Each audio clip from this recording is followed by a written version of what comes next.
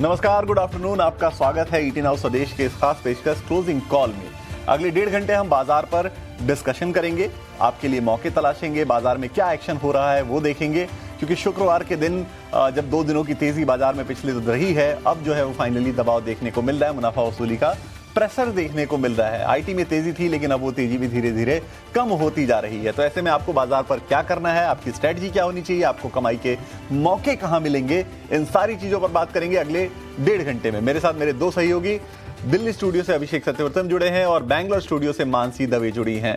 हम तीनों मिलकर आपकी पूरे 1.5 घंटे की तैयारी कराएंगे। पूरे 1.5 घंटे आपको लगातार ट्रेड्स पर, आपके मार्केट पर स्ट्रेटजी क्या हो वो सारी चीजें सजेस्ट करेंगे। लेकिन सबसे पहले ये बता देते हैं कि इस शो में हम कब कब क्या क्या खास आपके लिए लेकर आने वाले हैं। 2:05 पर हम आपके लिए लेकर आएंगे एफएनओ का मार्केट चेक और साथ में बताएंगे आपको निफ्टी और निफ्टी बैंक के ऊपर आपकी क्या स्ट्रेटजी होनी चाहिए, कैसे आपको ट्रेड करना है इन दोनों इंडेक्सेस को। क्लोजिंग ट्रेड्स की शुरुआत होगी 2:10 पे, यानी हमारे जो मेहमान हमारे साथ जुड़ेंगे वो बताएंगे आपके लिए कमाई के मौके। ऑप्शंस के चैंपियन हम लेकर आएंगे 2:40 पर, यानी डेरिवेटिव मार्केट से एक ऐसी स्ट्रेटजी जो आपको अच्छी खासी कमाई करके दे सकती है। मार्केट एट 3 बजे, यानी 3 बजे तक बाजार में जो भी एक्शन हुआ रहेगा, जो बदलाव हुए रहेंगे, वो अपडेट हम आपके सामने रखेंगे। बीटीएसटी और एसटीबीटी की शुरुआत करेंगे हम 3:10 पे, जब हमारे मेहमान आपको ऐसी स्ट्रेटजी देंगे जो आज आप खरीद सकते हैं, मंडे को बेच सकते हैं, या फिर आज बेच सकते हैं, मंडे को उसके शॉर्ट्स कवर कर सकते हैं। और इवेंट्स टू वॉच, यानी अगले हफ्ते की तैयारी, अगले हफ्ते क्या क्या चीजें खास रहने वाली हैं, उन सारी चीजों की तैयारी हम करेंगे 3:20 पर। इसके अलावा चलिए मार्केट की अभी तक की 5 बड़ी बातें भी आपके सामने रख देते हैं, ताकि आपको ये क्लियर हो जाए कि आज दिन भर में बाजार में अब तक क्या क्या हुआ है। तो सबसे पहले निफ्टी की बात करते हैं। निफ्टी अगर आप देखेंगे तो ऊपरी स्तरों से टूटा है, 150 अंकों की गिरावट करीब करीब अब रह गई है। 150 से 170 अंकों की गिरावट आपको दिखेगी। 25,350 के आसपास इस वक्त निफ्टी कारोबार कर रहा है। तो गिरावट बाजार में लगातार जारी है। आज सुबह से ही आप देखेंगे, सुबह से ही प्रेशर बना हुआ है बाजार पे। निफ्टी बैंक आप देखिए 350 अंक फिसलकर अब 60,850 के आसपास आ चुका है। अब 350 अंकों की कमजोरी आपको यहां भी देखने को मिलेगी। तमाम फाइनेंशियल शेयरों पर आज दबाव देखने को मिल रहा है, खासकर जो स्मॉल फाइनेंस बैंक है उन पे अच्छा खासा दबाव देखने को मिल रहा है। चलिए आगे बढ़ते हैं, कुछ और जो है वो सेक्टर्स की बात करते हैं। आप देखिए आईटी की अगर आप बात करें कि आईटी में क्या हुआ है, तो आईटी में आपको दिखेगा कि ऊपरी स्तरों से दबाव देखने को मिला है आईटी शेयरों में। तेजस नेटवर्क में तूफानी रफ्तार कायम है, 15% के आसपास जो है वो शेयर चढ़ा हुआ है और ये तेजी जो है वो कल भी थी, आज भी ये तेजी बरकरार है। खबर ये है कि इन्होंने एनईसी कॉर्पोरेशन के साथ जो करार किया था, उस करार की वजह से ये शेयर चढ़ता जा रहा है। काफी बीट एंड डाउन था और अब जो है वो तेजी लगातार इस शेयर में देखने को मिल रही है। आगे बढ़ते हैं, आप देखिए कि डिस्काउंट पर ब्लॉक डील हुआ विशाल मेगा मार्ट में और शेयर जो है वो आज देखिए करीब करीब 7% टूट गया। प्रोमोटर्स ने अपनी 14% हिस्सेदारी बेची। डिस्काउंट पर हिस्सेदारी बेचने से ये शेयर टूटा। अब प्रोमोटर्स का हिस्सा घटकर 40% रह गया है, 14% उन्होंने हिस्सा बेच दिया है। फार्मा में आज मिला जुला एक्शन है। जब भी बाजार कमजोर होता है, फार्मा सपोर्ट करने की कोशिश करता है, डिफेंसिव जो है वो सेक्टर है, लेकिन फिर भी आज देखिए आज मिक्स एक्शन देखने को मिल रहा है। डॉक्टर रेड्डीज कमजोर है। उसके अलावा आप जो अगर इंडेक्स की बात करेंगे तो 5% की कमजोरी आपको इंडेक्स में भी, फार्मा इंडेक्स में भी देखने को मिल जाएगी। तो ये ओवरऑल मार्केट की बड़ी बातें हैं, जो मार्केट का एक्शन है। लेकिन इसके अलावा भी कुछ और सेक्टर हैं, कुछ और शेयर्स हैं जिन पर आपको नजर रखनी चाहिए, यानी कुछ और बजिंग स्टॉक्स हैं जिनकी लिस्ट अब है मानसी के पास। मानसी के पास चलते हैं। मानसी, बताइए इन 5 बड़ी बातों के अलावा और कौन कौन से एक्शंस आपको देखने को मिल रहे हैं मार्केट में इस वक्त तक? बिल्कुल विकास, देखिए सेक्टर्स हैं, थीम्स हैं और स्टॉक वाइज भी एक्शन नजर आ रहे हैं, लेकिन सबसे ज्यादा सेक्टर स्पेसिफिक बाजार की चाल पर नजर होनी चाहिए। और हाँ, कुछ तमाम काउंटर्स ऐसे हैं अलग थलग जो कि परफॉर्म नहीं कर पा रहे थे पिछले कई सेशन से, वो हरे निशान में लौटे हैं। तो एक्सपर्ट से आगे ये भी जानेंगे कि ट्रेंड, इटर्नल जैसे काउंटर्स में जो तेजी आज के सत्र में देखने को मिल रही है, गेनिंग मोमेंटम है, क्या यहां से वो आगे बढ़ते दिखेंगे या फिर ये वन ऑफ है। तो ये स्टॉक्स तो है ही फोकस रेडार पर, लेकिन इसके अलावा सेक्टर्स जिसकी मैं बात कर रही हूँ, रियल एस्टेट सेक्टर में बिकवाली का दबाव देखने को मिल रहा है। Phoenix mills, brigade, Prestige, Godrej properties जैसी बड़ी दिग्गज रियल एस्टेट प्लेयर्स में भी लाल निशान और बिकवाली है और छोटी मझौली रियल एस्टेट प्लेयर्स में भी गिरावट का रुझान फिलहाल है।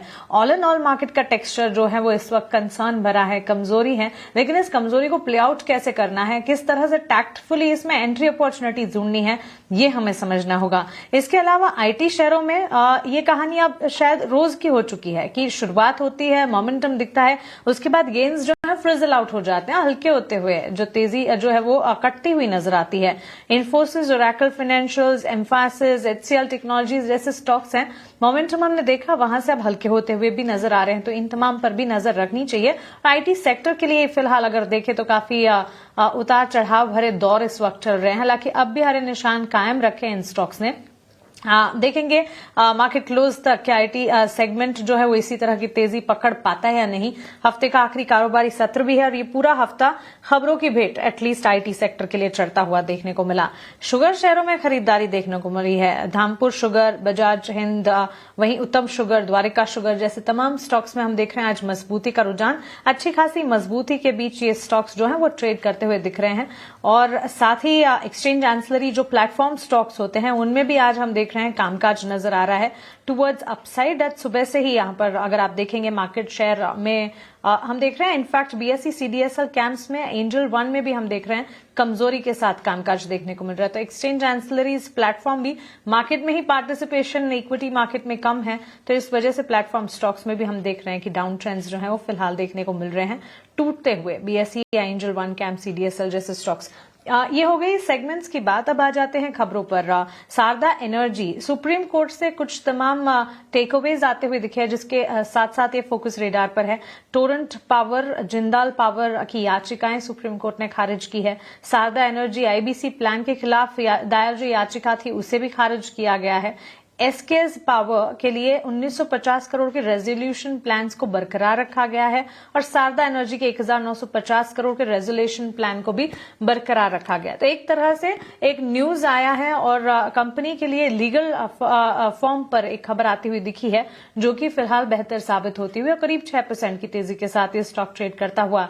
नेटवेब टेक्नोलॉजीज का स्टॉक भी आज फोकस रेडार पर है। कोलैबोरेशन कंपनी ने अनाउंस किया है वॉटिव होल्डिंग्स कंपनी के लिए जॉइंटली इंजीनियर और validate advance liquid cooled rack solutions करेगी एआई डेटा सेंटर्स के तहत।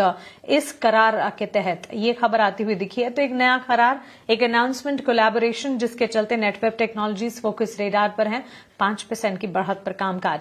सो ये सेगमेंट्स और कुछ न्यूज फ्लोज हैं। हालांकि ओवरऑल मार्केट के टेक्सचर की अगर बात करें, खबरें हैं, खबरों के दम पर ही स्टॉक्स रिएक्ट भी कर रहे हैं, लेकिन फिर भी इंडेक्स वाइज, सेक्टर वाइज बाजार की चाल कमजोर तो नजर आ ही रही है। एक हाथ दो सेक्टर्स परफॉर्म भी कर जा रहे हैं, लेकिन बैकबोन ऑफ द इकोनॉमी जैसे बैंक्स, फाइनेंशियल्स हैं, फाइनेंशियल स्टॉक्स में भी बिकवाली का दबाव नजर आ रहा है। एल&टी फाइनेंस, एम&एम फाइनेंस, मुथूट फाइनेंस, सारे स्टॉक्स 2-3% टूट रहे हैं। एफएमसीजी में गिरावट है, ऑटो सेक्टर गिरावट दिखा रहा है, रियल एस्टेट, प्लेटफॉर्म स्टॉक्स भी हम देख रहे हैं गिरावट है। हर तरफ कमजोरी है। कमजोरी में अब अपॉर्चुनिटीज जो है खंगालने का समय आ चुका है। लेकिन ऐसे में अब इंडेक्स पर क्या करना चाहिए? Sensex at this point in time जब हम बात कर रहे हैं 500 अंकों की बिकवाली झेल रहा है। इसी तरह की तस्वीर निफ्टी, बैंक निफ्टी पर भी नजर आएगी। बैंक निफ्टी में भी हम दिख रहे हैं बिकवाली का दबाव इस वक्त जारी है और निफ्टी में भी गिरावट। इतना ही नहीं, छोटे मझोले स्टॉक्स भी टूट रहे हैं। अभिषेक, कैसे देख रहे हैं बाजार की चाल और मार्केट को लेकर आउटलुक इस वक्त क्या बना रहे हैं? मानसी वीक है। आप तो बता रही थी सारा का सारा कि कहां पर गिरावट है, कहां पर तेजी है। तो आप देख लीजिए कि एनएसई के जो 16 जो सेक्टोरल इंडेक्स हैं, अगर आप आईटी को छोड़ दें तो बाकी 15 जो सेक्टर इंडेक्स हैं आपको लाल निशान में कारोबार करते हुए दिखाई देंगे। और आईटी में भी जो स्ट्रेंथ है, ऊपरी स्तरों से हमने आईटी को भी फिसलते हुए देखा है। दिन की ऊंचाई से लगभग 500 अंकों की गिरावट आ गई है। तो कितना संभलेगा बाजार, इसको लेकर मानसी कहना मुश्किल है और साफ तौर पर भरोसे की कमी है। आज शुक्रवार का दिन भी है तो लोग वीकेंड पर अनिश्चितता अपने लेके जाना नहीं चाहते। देखिए, कोई बहुत बड़े रीजंस नहीं है।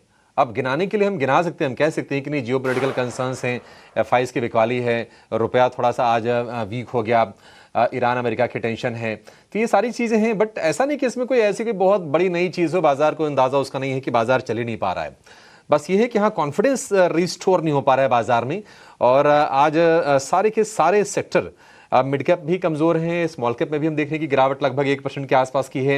और 2 दिनों की तेजी, खैर वो तेजी क्या थी, वो तो छोटी छोटी तेजी आई थी, वो फिजल आउट होगी। और अहम सपोर्ट लेवल आज के सत्र में टूटे हैं।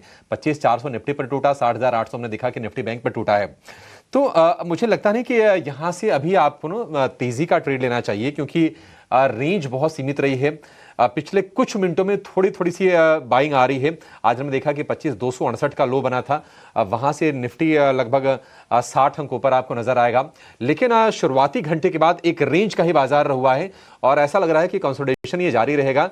अब ये आज जो सत्र बचा है करीब सवा घंटे के आसपास, 1.5 घंटे के आसपास का, मुझे लगता है कोई तेजी का ट्रेड लेना नहीं चाहिए, थोड़ा सा वो रिस्की होगा। ये जरूर है कि बाजार में यहां से अब ज्यादा गिरावट की आशंका फिलहाल नहीं लग रही है।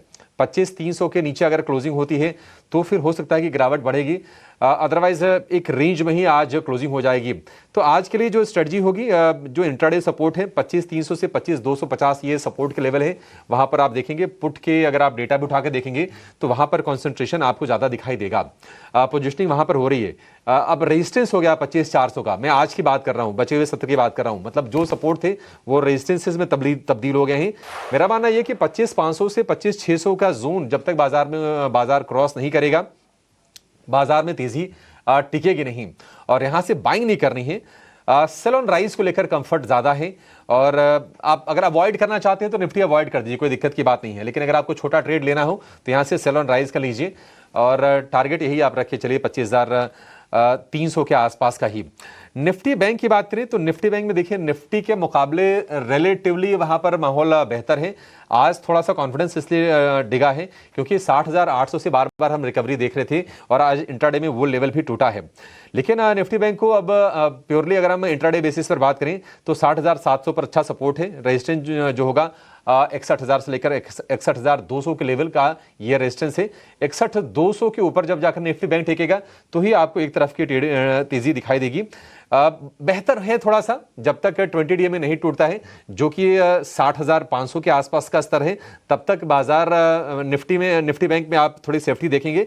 लेकिन यह है कि तेजी की पोजीशन अभी नहीं बनानी है, 61,200 के ऊपर निकले तब मेरा मानना है कि आपको तेजी की पोजीशन बना के चलनी है।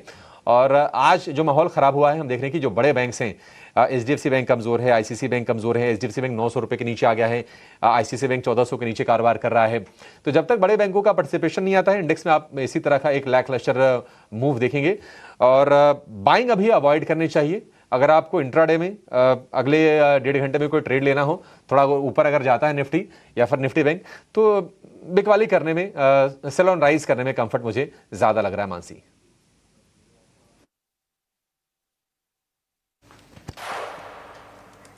एब्सोल्युटली। तो चलिए सेल ऑन राइज ये फिलहाल नजरिया बनता हुआ और हाँ, क्योंकि बाजार की चाल ही इस तरह की नजर आ रही है, काफी हद तक वॉलेटाइल है और मार्केट एक्सपर्ट्स इनफैक्ट हमारे लिए भी काफी मुश्किल है इस वक्त एक पर्टिकुलर दिशा को समझ पाना, क्योंकि हर रोज हम देखते हैं कि मार्केट जो है वो टूटते हैं और बिकवाली का दबाव झेल रहे हैं। हाँ, ऐसे में फियर ऑफ मिसिंग आउट भी फील होता है मार्केट पार्टिसिपेंट्स को कि जब बाजार इतना टूट रहे हैं, गिर रहे हैं, तो क्यों ना एंट्री अपॉर्चुनिटी ढूंढ ली जाए। लेकिन फिर भी इस स्तरों पर भी जहां हर रोज बाजार में गिरावट हम झेलते हैं, सोच समझकर ही एंट्री लेनी है। ये राय फिलहाल हमारी तरफ से, ये हिदायत हमारी तरफ से। जेएम फाइनेंशियल सर्विसेज के तेजस शाह हमारे साथ जुड़ गए हैं, लक्ष्मी श्री इन्वेस्टमेंट्स के अंशुल जैन भी जुड़ेंगे, पीएचडी कैपिटल के प्रदीप हल्दर भी हमारे साथ। हमारे तीनों एक्सपर्ट्स से हम जानेंगे कि बाजार पर उनका आउटलुक क्या है। तेजस हमारे साथ मौजूद हैं। गुड आफ्टरनून तेजस, स्वागत है आपका ईटी नाउ स्वदेश पर। वॉलेटाइल है हफ्ते का आखिरी कारोबारी सत्र और इस वक्त अगर आप देखें बाजार की चाल हर तरफ से सेक्टर वाइज, इंडेक्स वाइज बिकवाली ज्यादा बढ़ती हुई और गिरावट ज्यादा हावी होती हुई नजर आ रही है। ऐसे में कैसे प्ले आउट करना चाहिए इस मार्केट को, कैसे देख रहे हैं यहां से आने वाले ट्रेडिंग सेशंस भी आप?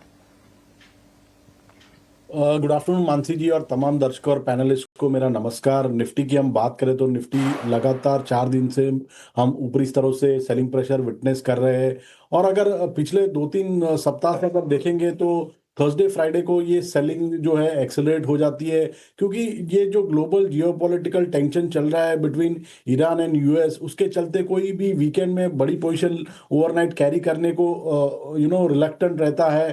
तो फ्राइडे के सत्र में हम पिछले 2 हफ्तों से सेलिंग ही देख रहे हैं। आज के सत्र में भी एक गैप डाउन ओपनिंग के बाद हमने देखा कि बिकवाली का दौर जो था निफ्टी में वो जारी रहा। एग्जैक्टली निफ्टी ने जो है इसकी जो 200 दिन की जो मूविंग एवरेज का सपोर्ट है, जो जो 25,250 से लेके 300 के बीच में वहां पे ही सपोर्ट लेके हल्का सा बाउंस दिया है। तो आने वाले दिनों में हमें देखना है कि 25,250 का जो सपोर्ट है वो होल्ड करता है कि नहीं। अगर होल्ड करेगा तो एक पुल बैक रैली आ सकती है, बट ओवरऑल स्ट्रक्चर वीक है, तो मुझे नहीं लग रहा है कि इमीडिएट बेसिस पे 25,500 का जो लेवल है वो निफ्टी निकाल पाएगा। तो सेल ऑन राइज की स्ट्रैटेजी होनी चाहिए निफ्टी में। और बैंक निफ्टी की बात करें तो बैंक निफ्टी का जो स्ट्रक्चर है वो बहुत स्ट्रांग है as compare to Nifty. Bank Nifty ने अभी भी उसकी जो 50 दिन की मूविंग एवरेज है उसके ऊपर कंसिस्टेंटली ट्रेड कर रहा है, वेरेस निफ्टी जो है कंसिस्टेंटली उसके नीचे ट्रेड कर रहा है। 60,500 का एक इमीडिएट बेस पे सपोर्ट है, जब तक ये ब्रेक नहीं करता है मुझे लग रहा है आज की जो गिरावट है उसमें बाइंग करना चाहिए बैंक निफ्टी में for a target of 61,200 to 61,500 on the higher side.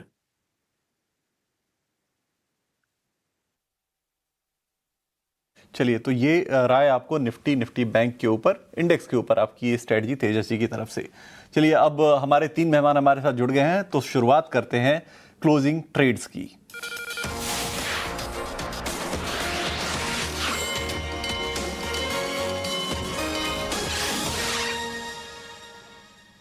और क्लोजिंग ट्रेड की शुरुआत करेंगे, सबसे पहले चलेंगे प्रदीप जी के पास। Pradeep ji, good afternoon.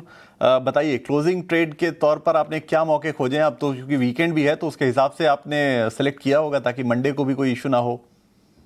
जी, गुड आफ्टरनून विकास जी, आपको एंड सारे पैनलिस्ट को।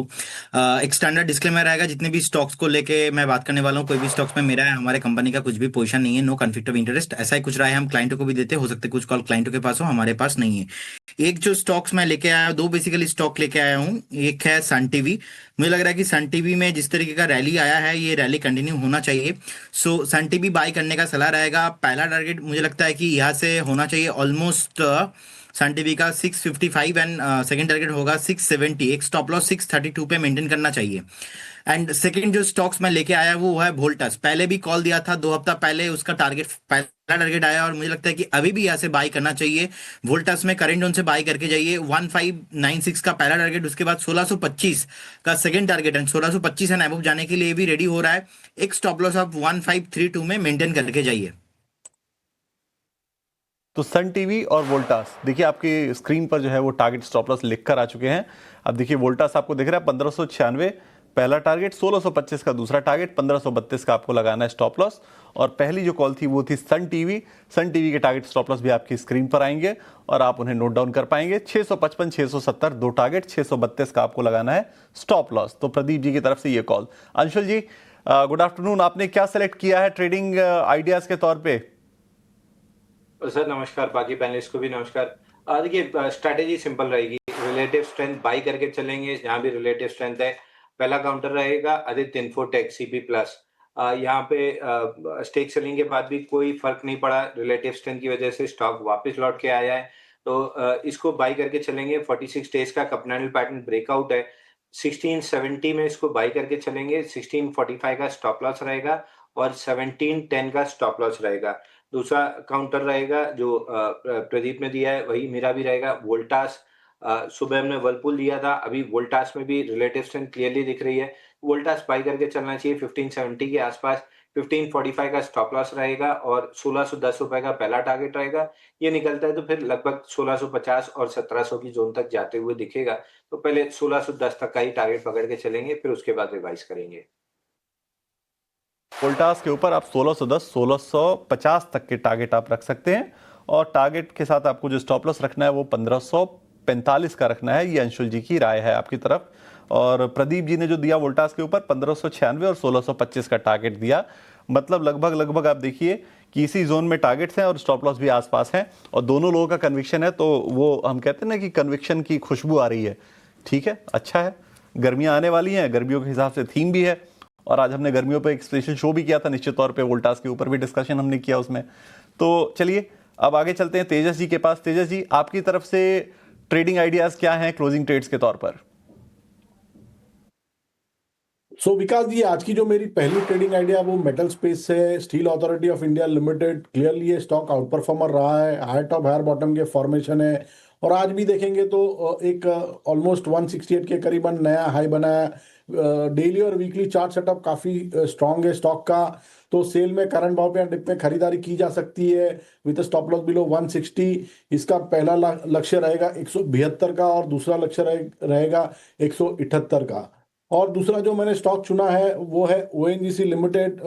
जो ये ग्लोबली जो टेंशन चल रहा है जियोपॉलिटिकल, उसके चलते थोड़ा ऑयल में स्पाइक अप होने के चांसेस है ज़्यादा। और ओएनजीसी को एक डायरेक्ट बेनिफिट होता है, इसका चार्ट स्ट्रक्चर भी काफ़ी स्ट्रांग है। स्टॉक ने एक असेंडिंग ट्रायंगल पैटर्न में से भी ब्रेकआउट दिया on a daily chart.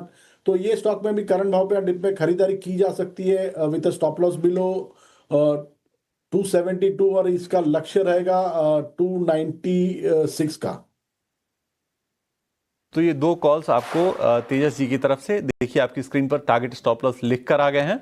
ONGC पे 288 और 296 का दो आपको टारगेट रखना है, 272 का आपको स्टॉप लॉस मेंटेन करना है। तो कॉल्स आपकी स्क्रीन पर लिख कर आ रही हैं ताकि आप टारगेट और स्टॉप लॉस को नोट डाउन कर सकें और उसके हिसाब से अपने ट्रेड ले सकें। देखिए सेल पहली कॉल थी 172, 178 टारगेट रखने, 160 का आपको लगाना है स्टॉप लॉस। तो चलिए आपके पास अब 2-2-2 यानी 6 ट्रेड्स हो चुकी हैं। आप अपने ट्रेड्स अपने हिसाब से लीजिए, जो आपको ट्रेड्स आपके रिस्क के हिसाब से सूट करते हो। आपके फाइनेंशियल एडवाइजर अगर आपको उसको एडवाइस करते हो तो आप ट्रेड्स लीजिए। उस दौरान हम एक छोटे से ब्रेक से वापस लौटेंगे और फिर कुछ और एक्शन वाले शेयरों की चर्चा करेंगे, देखेंगे कि आपके लिए और कमाई के मौके कहां बन सकते हैं। एक छोटा सा ब्रेक, जल्द लौटेंगे।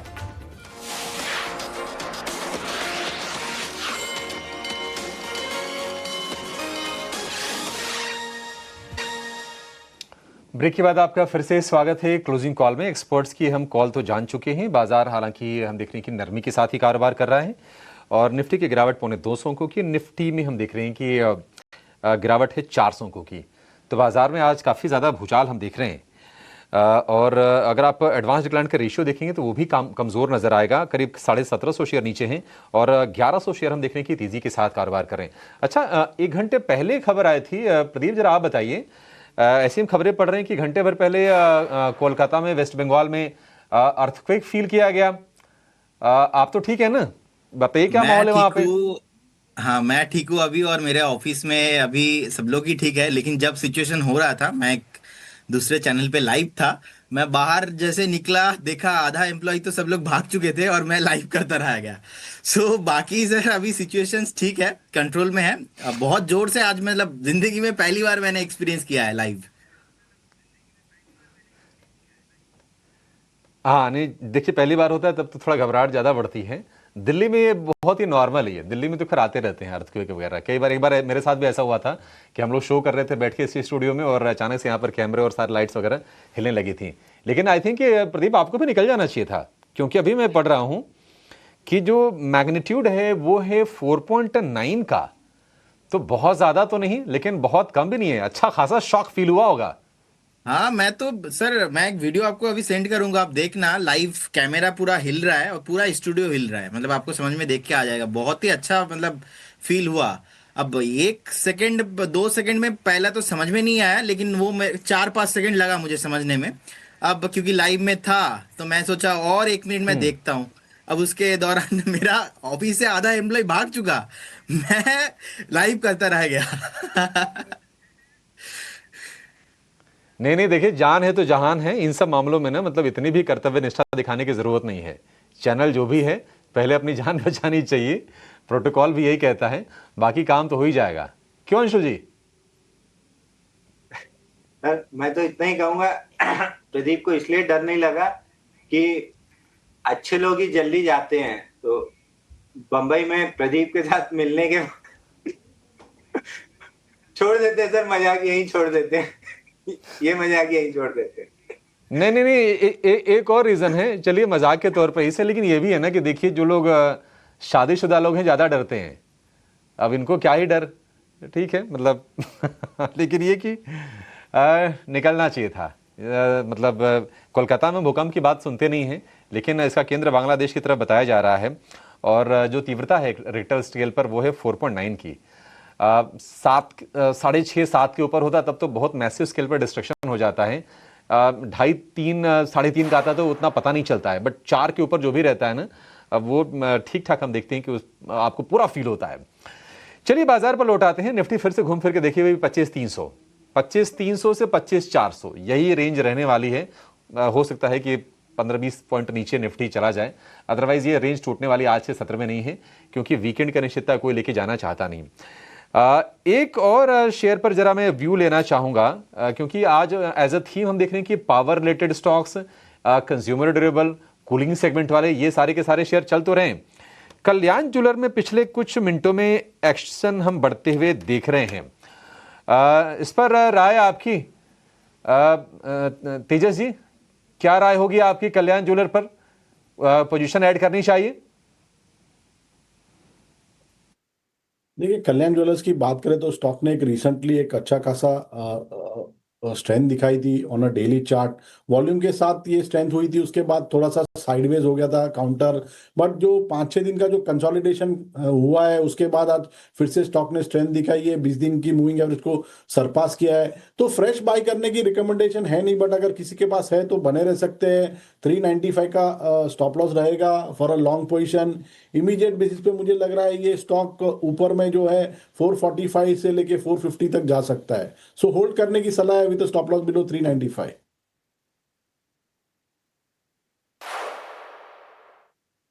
55 का स्टॉप लॉस अगर पोजीशन है तो उसे इंटैक्ट रखने की राय फिलहाल।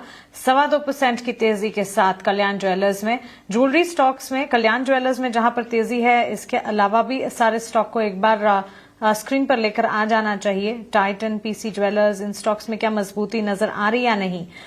लेकिन अंशुल जी, ये ईएमएस कैटेगरी वाले स्टॉक्स जो हैं इस पर एक नजर है, और डिक्सन टेक्नोलॉजीज सबसे आगे इस पर फोकस रेडार पे आता है। मिड कैप इंडेक्स में हम देख रहे हैं उतार चढ़ाव है, लेकिन डिक्सन टेक्नोलॉजीज कल से लेकर आज तक में अगर आप देखेंगे 400-500 रुपए चढ़ गया है। 4.5% तक के गेन्स इस वक्त भी देखने को मिल रहे हैं। और जब ईएमएस कैटेगरी की बात हो ही रही है तो डिक्सन के साथ साथ एम्बर एंटरप्राइजेस, काइंस टेक्नोलॉजीज, ये सारे स्टॉक्स भी नजर में आते जरूर हैं। हालांकि वो स्टॉक में इतने मूव्स हम देख नहीं रहे हैं, लेकिन डिक्सन टेक्नोलॉजीज मिड कैप का one of the top performer फिलहाल नजर आ रहा है एज वी स्पीक, ऑलमोस्ट दिन के उच्चतम स्तर पर। कैसे देख रहे हैं इन स्टॉक्स को आप? देखिए, दो स्टॉक का आपने नाम लिया, डिक्सन और एम्बर। डिक्सन में पिछले 8 दिन में लगभग 1760 रुपए की फॉल थी, 14.85%। तो एक bounce back towards 10 day moving average आना था 10,798, लगभग राउंड फिगर पकड़िए 10,800, और उसके ऊपर 11,010। यहां तक एक बाउंस बैक आ सकता है, बट ओवरऑल ये स्टॉक वीक है। बाउंस बैक के बाद नई डाउनसाइड आपको देखने के लिए मिलेगी। वहीं सामने एम्बर में क्लियरली रिलेटिव स्ट्रेंथ है, बॉक्स के हाई 8,000 के पास आके वहां पे कंसोलिडेट कर रहा है। 10-20 डे मूविंग एवरेज कैचअप होने में 5 से 8 दिन लग सकते हैं, तो प्रोबेबली नेक्स्ट वीक थोड़ा सा साइडवेज रहेगा, बट ओवरऑल जो रिलेटिव स्ट्रेंथ है ये कंटिन्यू रहेगी, और इसमें 8,500 प्लस तक के टारगेट आपको आराम से देखने के लिए मिल सकते हैं। तो out of the two amber enterprises में क्लियर रिलेटिव स्ट्रेंथ है। अगर लॉन्ग रहना है तो यहीं पे लॉन्ग रहना है। दूसरा, दो अपडेट आपको दे दूं, अभी क्लोजिंग शो में सीपी प्लस हमने बाय दिया था आदित्य इन्फोटेक 1670 में, 1710 का टारगेट था, 1708 रुपए 80 पैसे का हाई बन गया है, 1 रुपए दूर रह गया टारगेट से, इसको बुक करना चाहिए। और एक नेटवेब सुबह 3710 के ऊपर बाय दिया था 3910 के टारगेट के साथ, वो भी टारगेट हो चुका है, 3980 का हाई बना है, तो वहां भी प्रॉफिट बुक करना चाहिए। जी बिल्कुल, बधाई हो आपको अंशुल जी, और हमारे व्यूअर्स के लिए भी हमारे एक्सपर्ट के दिए हुए कॉल्स जो हैं ड्यूरिंग द डे इटसेल्फ उनके टारगेट्स जब हिट होते हुए नजर आते हैं। अगर अंशुल जी की बात सुनकर आपने एंट्री अपॉर्चुनिटी ढूंढी थी तो अब फिर से उनकी बात सुने और प्रॉफिट बुक कीजिए। ये रहा इन दोनों स्टॉक्स पर। नेटवेब टेक्नोलॉजीज में करीब 5% की बढ़त पर फिलहाल कामकाज 3,872 के स्तर देखने को मिले हैं। चलिए, बाजार में तो हम देख रहे हैं गिरावट है, लेकिन इस गिरावट में भी हम आपके लिए अपॉर्चुनिटीज लगातार ढूंढ रहे हैं। हमारे एक्सपर्ट्स लगातार आपको मार्केट नेविगेट करने में मदद कर रहे हैं। एक छोटे से ब्रेक के लिए यहां पर रुकेंगे, ब्रेक के उस पार जब वापस लौटेंगे तो हमारे एक्सपर्ट से मार्केट पर बातचीत जारी रहेगी।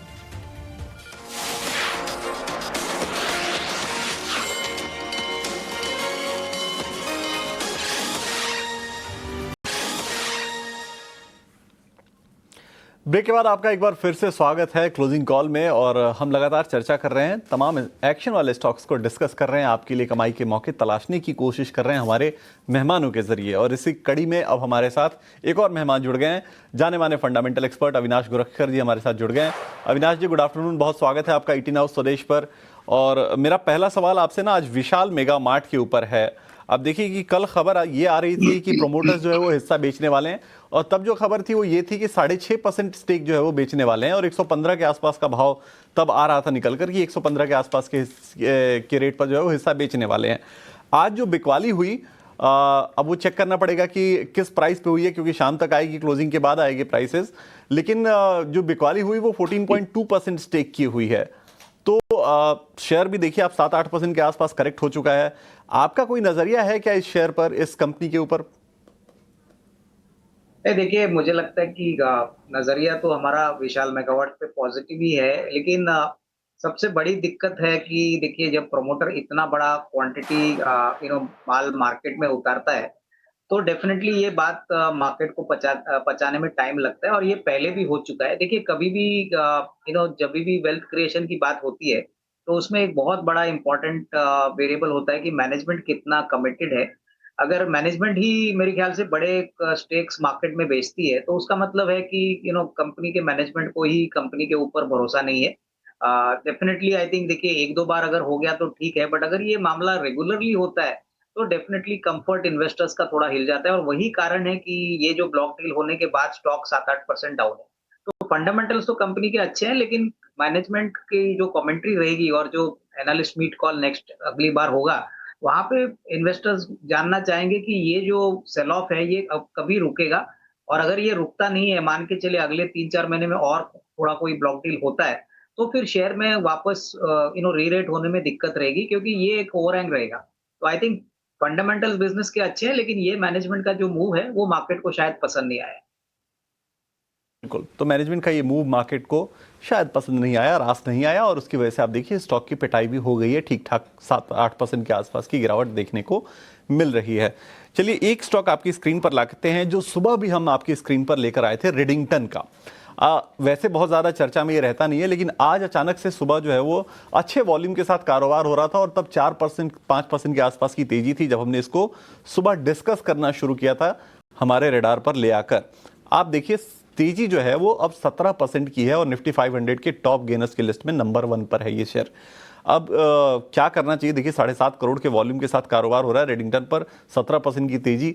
क्या ये मौका हो सकता है जिन्होंने सुबह खरीदा उनके निकलने का, या फिर बने रहना चाहिए, ये तेजी आगे और लेकर जाएगी? अविनाश जी से जरा चेक करा लेते हैं। अविनाश जी, सॉरी अविनाश जी माफ कीजिएगा, अंशुल जी से मैं चेक करा लेता हूं। अंशुल जी जरा एक बार चेक कीजिए कि क्या ये मौका हो सकता है निकलने का, या फिर बने रहना चाहिए अभी? सर बने रहना चाहिए। देखिए रेंज के बॉटम 246 से फेल्ड लो बना के चला है। 4073% वॉल्यूम राइज है, 74.5 मिलियन का वॉल्यूम हुआ है। 285 एक छोटा सा रेजिस्टेंस है, प्रीवियस स्विंग आई, बट ये बॉक्स हाई 299.75 तक जाएगा। तो रेक्टेंगल का लो फेल हुआ है, रेक्टेंगल का हाई 299.75, ये प्रोबेबली आपको मंडे के सेशन में मिल जाएगा। ऑल राइट, तो चलिए रेडिंगटन यहाँ पर एक बढ़िया मूव आज के सत्र में देखने को मिल रहा है। लगभग 16% की तेजी जो है ये पर्टिकुलर काउंटर में आपको दिखेगी। पर स्पाइस जेट को लेकर भी एक खबर आ रही है कि हाईकोर्ट के 140 सुप्रीम कोर्ट ने एक्चुअली स्पाइस जेट की याचिका जो है वो खारिज कर दी है फिलहाल।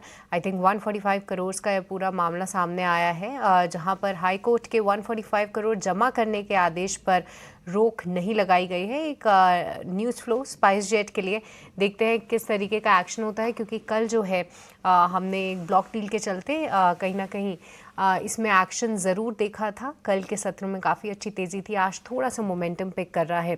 बट एक और काउंटर जो कि आज थोड़ा सा कमज़ोर है वो है पेटीएम का स्टॉक। आज लगभग 1100 के आसपास के लेवल्स दिखा रहा है, और अंशु जी मैं देख पा रही हूँ कि कई बार इन्हीं लेवल से सपोर्ट लेकर ये काउंटर बाउंस बैक दिया है।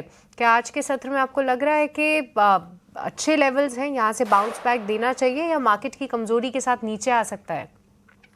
देखिए मार्केट अगर कमजोर रहता है तो फिर स्टॉक में भी ब्रेकडाउन आ जाएगा, क्योंकि सपोर्ट 4 बार टेस्ट हो गया और जनरली थर्ड टाइम के बाद सपोर्ट हो या रेजिस्टेंस वीक हो जाता है। तो फोर्थ अटेम्प्ट है, 1095, 1097 ये मेजर सपोर्ट है। इसके नीचे अगर क्लोजिंग आती है तो क्लियर कट फिर एक ब्रेकडाउन होगा। लगभग 70-80 रुपए और डाउनसाइड आपको देखने के लिए मिलेगी। लेकिन अगर मार्केट में वीकनेस नहीं आती है तो फिर ये स्टॉक भी बाउंस बैक कर जाएगा, क्योंकि आज की सेलिंग में वॉल्यूम नहीं है। Less than 49% of average volume है, यानी गिरावट में कहीं से भी कोई बड़े प्लेयर का पार्टिसिपेशन नहीं है। बट चूंकि 4 टाइम ये सपोर्ट टेस्ट हो रहा है, कॉशियस रहना चाहिए। अगर लॉन्ग है तो 1095 आपका क्लोजिंग बेसिस स्टॉप लॉस होना चाहिए। वो टूटता है तो फिर लॉन्ग नहीं रहना है। तो चलिए पेटीएम यहाँ पर नज़र ज़रूर रखेंगे, क्योंकि 1100 के लेवल्स चौथी बार टेस्ट कर रहा है ये काउंटर, और अगर यहाँ से वीक होता है तो देखते हैं कितनी और कमज़ोरी हावी होती है। बट आज के सत्र में हम देख सकते हैं कि हल्के फुल्के जो मूव्स आ रहे हैं वो पीएसयू काउंटर्स में ज़रूर आते हुए हमें दिख रहे हैं। जहाँ पर आज आप देखेंगे तो कई सारे स्टॉक्स पीएसयू बास्केट से मूव कर रहे हैं। कोल इंडिया उनमें से एक है, ओएनजीसी है, एनटीपीसी है। थोड़े बहुत एक्शन में ये ज़रूर काउंटर्स आ रहे हैं, और एनटीपीसी खास तौर से एक स्ट्रॉन्ग मूवर रहा है। प्रदीप जी, कोई नज़रिया एनटीपीसी में, क्योंकि आज के बाजार में भी 0.5% की तेज़ी दिखा रहा है। जी बिल्कुल, देखिए एनटीपीसी में हमारा कवरेज भी था और 89 स्वदेश पे हमने कॉल भी दिया था। कहीं ना कहीं वो टारगेट, फर्स्ट टारगेट अचीव हुआ था, सेकंड टारगेट अभी भी 390 के अराउंड है। सो मुझे लगता है कि कहीं ना कहीं जिस तरीके का एक एसेंडिंग चैनल ब्रेकआउट आया है, ये ब्रेकआउट आपको आगे भी सस्टेन होते हुए दिखाई देंगे, बने रहना चाहिए। एंड कोल इंडिया में भी हमारा टारगेट जो है अभी शॉर्ट टाइम में ही मुझे लगता है कि 455 460 का रेंज आना चाहिए। और एक अपडेट देना पसंद करूंगा, लास्ट डे में हमने एक शॉर्ट कॉल दिया था केफिन टेक्नोलॉजी का, जो 990 से था 961 चल रहा है। इसका टारगेट अचीव हो गया, एक बार प्रॉफिट बुक करने का सलाह रहेगा। ऑलराइट, तो चलिए के फिनटेक यहाँ पर जो है एक अपडेट ज़रूर आता हुआ, इनको ध्यान में रखेंगे। बट इसी खेमे से एंजल वन पर भी एक बार डिस्कस कर लेते हैं। अंशुल जी, यहाँ पर भी वीकनेस काफ़ी हावी हो रही है। देखिए आज भी 4% की गिरावट, और वॉल्यूम्स भी काफ़ी स्ट्रॉन्ग दिख रहे हैं। आपकी टिप्पणी, कैसे देख रहे हैं आप इसको चार्ट्स पे? स्प्लिट होने के बाद थोड़ी सी लिक्विडिटी भी बढ़ी है और 275 के ऊपर फील्ड ब्रेकआउट भी है। तो लिक्विडेशन और थोड़ी सी लिक्विडिटी बढ़ना, दोनों दबाव इस पे डाल रहा है स्टॉक में। नीचे 224 मेजर सपोर्ट है, वहां तक प्रोबेबली मंडे या ट्यूसडे के सेशन में हम टेस्ट कर सकते हैं। वो एक मेजर सपोर्ट है, तो वहां आके थोड़ा सा फॉल अरेस्ट होगा। बट हाँ, अभी 10 से 11 रुपए की डाउन साइड यहाँ पे बची हुई है। एक शॉर्ट ट्रेड अगर लेना है तो शॉर्ट ट्रेड लिया जा सकता है with 224 225 as target. Angel One यहाँ पर रखेंगे नज़र। कहीं ना कहीं वीकनेस हावी होती हुई ज़रूर दिख रही है। पर चलिए फिलहाल इसी के साथ वक्त तो चला एक छोटे से ब्रेक का, आप कहीं मत जाएगा। ब्रेक के उस पार भी ढेर सारे ट्रेडिंग आइडियाज़ आपके लिए लेकर आएंगे। हमारे तमाम एक्सपर्ट्स हमारे साथ बने हुए हैं।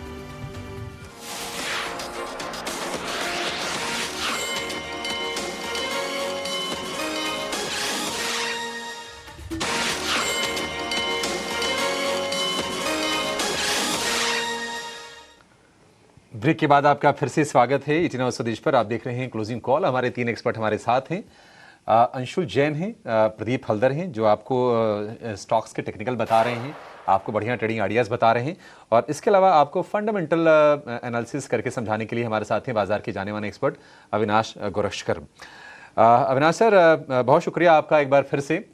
अविनाश सर, भारतीय एयरटेल पर आपसे मैं व्यू लेना चाहूँगा, क्योंकि अब 20,000 करोड़ रुपए का इनका इन्वेस्टमेंट का प्लान आया। अब ये तो प्लान है अभी ना, तो जब एग्जीक्यूट होगा होगा एयरटेल मनी में। लेकिन मार्केट ने बड़ी सीवियर पनिशमेंट इसको दे दी, क्योंकि ऑलमोस्ट हम देखेंगे तो 4 दिन में करीब 100 रुपये शेयर ये नीचे आ गया, और जितना इन्वेस्टमेंट का प्लान नहीं उतना तो मार्केट कैप गिर गया इनका। आपकी सर राय क्या होगी? क्या एक सही लेवल पर एक बढ़िया शेयर है अब अकोमुलेट करने के लिए? नहीं, बिल्कुल अभिषेक, देखिए मार्केट नैरेटिव के ऊपर चलता है, और मुझे लगता है कि जब तक पूरी तरह से क्लैरिटी मिलती नहीं है कि इस बिजनेस का क्या आरओआई निकलेगा, मेरे ख्याल से मार्केट थोड़ा सा कंफ्यूज है। बट मुझे लगता है कि देखिए भारतीय एयरटेल की जिस प्रकार के Q3 के नंबर्स आ गए, इनका कोर बिजनेस तो बहुत अच्छी तरह से चल रहा है। इनफैक्ट मैनेजमेंट ने ये भी कहा है कि आरपू और बढ़ने की पॉसिबिलिटी है। 5G रोल आउट भी काफी अच्छा हो चुका है। तो मुझे लगता है कि देखिए ये अभी तक प्रीमेच्योर स्टेज में है। अगले कॉन्फ्रेंस कॉल में हमको पता चलेगा कि एक्चुअली क्या गेम प्लान है, कंपनी क्या करने वाली है, इससे क्या इंक्रीमेंटल रेवेन्यू आएगा। Because clearly I think market थोड़ा सा कंफ्यूज्ड है कि इससे इन्वेस्टमेंट से क्या रिटर्न आने की अपेक्षा रहेगी, लेकिन कोर बिजनेस अच्छा चल रहा है। तो मेरे ख्याल से देखिए ऐसे शेयर्स कमजोर मार्केट में आपको एक्यूमुलेट करना चाहिए। मुझे लगता है कि टेलीकॉम मार्केट बहुत समय के बाद अभी एक कंसोलिडेटेड मार्केट बना है और वहां पे दो ही प्लेयर्स मार्केट को डोमिनेट करते हैं, तो प्राइसिंग पावर डेफिनेटली काफी अच्छी है। टेलीकॉम मार्केट आगे भी अच्छी तरह से बढ़ेगा, तो आई थिंक जिनको लंबी अवधि के लिए खरीदना है, I think they should not worry about the market sentiment. थोड़ा थोड़ा करके एसआईपी के पॉइंट ऑफ व्यू से यहाँ पे एक्यूमुलेट करें, क्योंकि जब ही टेलविंड्स इंप्रूव हो जाएंगे, जब भी लिक्विडिटी फ्लोज एफआईएस के वापस आएंगे, तभी ऐसे स्टॉक्स डेफिनेटली चर्चा में होंगे और अच्छी रिस्क रिवॉर्ड बनेंगे। तो आई थिंक स्ट्रक्चरली हम काफी पॉजिटिव है। शॉर्ट टर्म में हो सकता है स्टॉक थोड़ा अंडर परफॉर्म करे, बट लॉन्गर टर्म में मुझे लगता है कि ये बिजनेस बहुत ही अच्छा है, स्केलेबल है और डेफिनेटली शेयर होल्डर्स को फायदा होगा। बिल्कुल बिजनेस को लेकर चिंता करने की ज़रूरत नहीं है, क्योंकि हमने देखा है कि आरपू के फ्रंट पर कंपनी ने काफ़ी अच्छा काम किया है। जो एक्टिव सब्सक्राइबर के मामले में कंपनी कई मोर्चे पर हम देखेंगे कि जियो से भी ये बेहतर है, इसमें कोई दो राय नहीं है। 11 लाख करोड़ रुपए के आसपास का मार्केट कैप है, तो ये अपॉर्चुनिटी है अकोमोडेट करने के लिए निश्चित तौर पर। अंशुल जी, आज हम देख रहे हैं कि टायर शेयरों में लग गया है रिवर्स गियर, और टायर शेयरों में सारे के सारे जो लिस्टेड प्लेयर हैं सभी आपको गिरावट के शिकार होते दिखाई देंगे। सीएट हो गया, अपोलो, बालकृष्णा, गुडियर, एमआरएफ, आप जेके टायर भी देखिए। जेके टायर तो जिस रफ्तार से भागा था उसी रफ्तार से नीचे भी आ रहा है। 500 रुपए के आसपास का लेवल था जब वहां से चढ़ के शेयर 600 रुपए के ऊपर निकला था, और कुछ ही सत्र में शेयर अब देखिए कि फिर से 500 रुपए के आसपास। क्या राय होगी?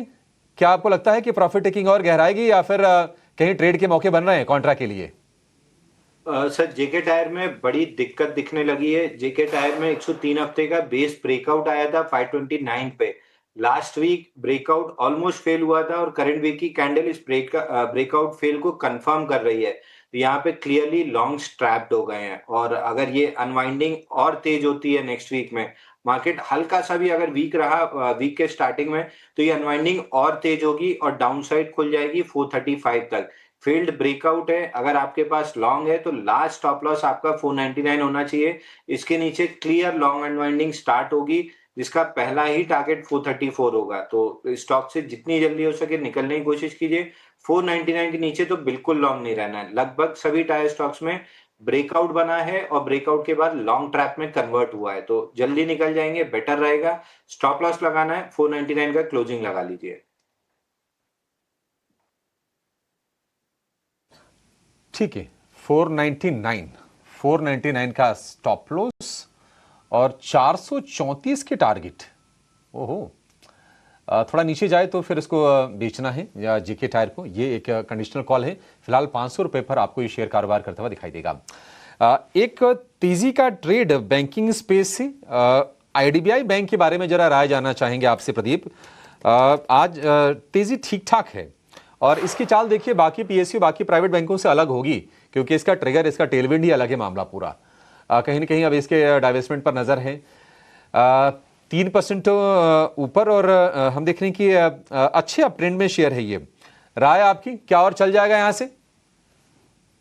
जी बिल्कुल अभिषेक सर, आज तो एक्विजिशन का भी एक न्यूज आया था, तो कहीं ना कहीं मैं समझता हूँ कि जिस तरीके का ट्रेंड चल रहा है, यहाँ से भी एक अप ट्रेंड आपको 130 135 तक कंटिन्यू होते हुए नजर आएंगे नेक्स्ट 2 से 3 ट्रेडिंग सेशन में। अगर किसी के पास पोजीशन है, आप एक बार 107 के आसपास का एक स्टॉप लॉस मेंटेन करके जाइए। 135 का टारगेट करंट जोन से भी नेक्स्ट आने वाला 1 से 2 दिन में मैं देख रहा हूँ। का टारगेट 1 से 2 दिन में। अच्छा, आईडीबीआई बैंक की बात हुई है तो एक और बैंक आपकी स्क्रीन पर लेकर आते हैं, आईडीएफसी फर्स्ट बैंक। बहुत ज़्यादा निकल नहीं पाया अपने उस हैंगओवर से जो फ्रॉड को लेकर आया था, लेकिन फिर भी रिकवरी की एक कोशिश आईडीएफसी फर्स्ट बैंक में आपको दिख रही है। आज अगर आप देखेंगे तो अच्छा खासा गेन आईडीएफसी फर्स्ट बैंक में आपको देखने को मिलेगा। आईडीएफसी फर्स्ट बैंक आप देखिए, अगर एक्टिविटी भी देखेंगे ना तो वो भी ठीक ठाक है, ट्रेडिंग वॉल्यूम भी ठीक ठाक है। एक फंडामेंटल राय इसके ऊपर चाहिए। 1.25% के आसपास की तेजी है, लेकिन वॉल्यूम देखिए आप, 5.25 करोड़ के वॉल्यूम के साथ कारोबार हो रहा है। छोटा शेयर है तो वॉल्यूम ज़्यादा तो होता ही है, प्राइस के हिसाब से छोटा शेयर है। अविनाश जी से एक फंडामेंटल राय लेते हैं कि क्या करना चाहिए। अब जब फ्रॉड की जो अमाउंट था वो भी हरियाणा गवर्नमेंट को रिटर्न हो गया है, बैंक कह रहा है कि कोई सिस्टमेटिक इशू है नहीं, तो फिर ऐसे में इस गिरावट का क्या फ़ायदा उठाना चाहिए? क्या फंडामेंटल राय क्या बनती है आपकी इन्वेस्टर्स के लिए? देखिए पैसा तो हरियाणा गवर्नमेंट को वापस दिया गया है, लेकिन ये जो फ्रॉड हो गया है इससे कहीं ना कुछ तो लॉस डेफिनेटली बैंक को भुगतना पड़ेगा और ये प्रोविजनिंग Q4 में की जाएगी। तो अभी तो फॉरेंसिक एनालिसिस चालू है। आई थिंक बैंक को कितना हिट लेना पड़ेगा वो मेरे ख्याल से बाद में हमको पता चलेगा। बट क्लियरली Q4 के नंबर्स में जो एक्सेप्शनल आइटम आएगा वो तो डेफिनेटली थोड़ा बहुत प्रॉफिट को हिट करेगा। करंट लेवल पे डेफिनेटली अगर किसी का नजरिया 1.5-2 साल का है तो डेफिनेटली मुझे लगता है कि ये जो भी हुआ है इसका न्यूट्रल स्टैंस ही होगा। बट शॉर्ट टर्म में हो सकता है कि stock will react on the Q4 numbers also, जो मेरे ख्याल से अभी बहुत दूर नहीं है।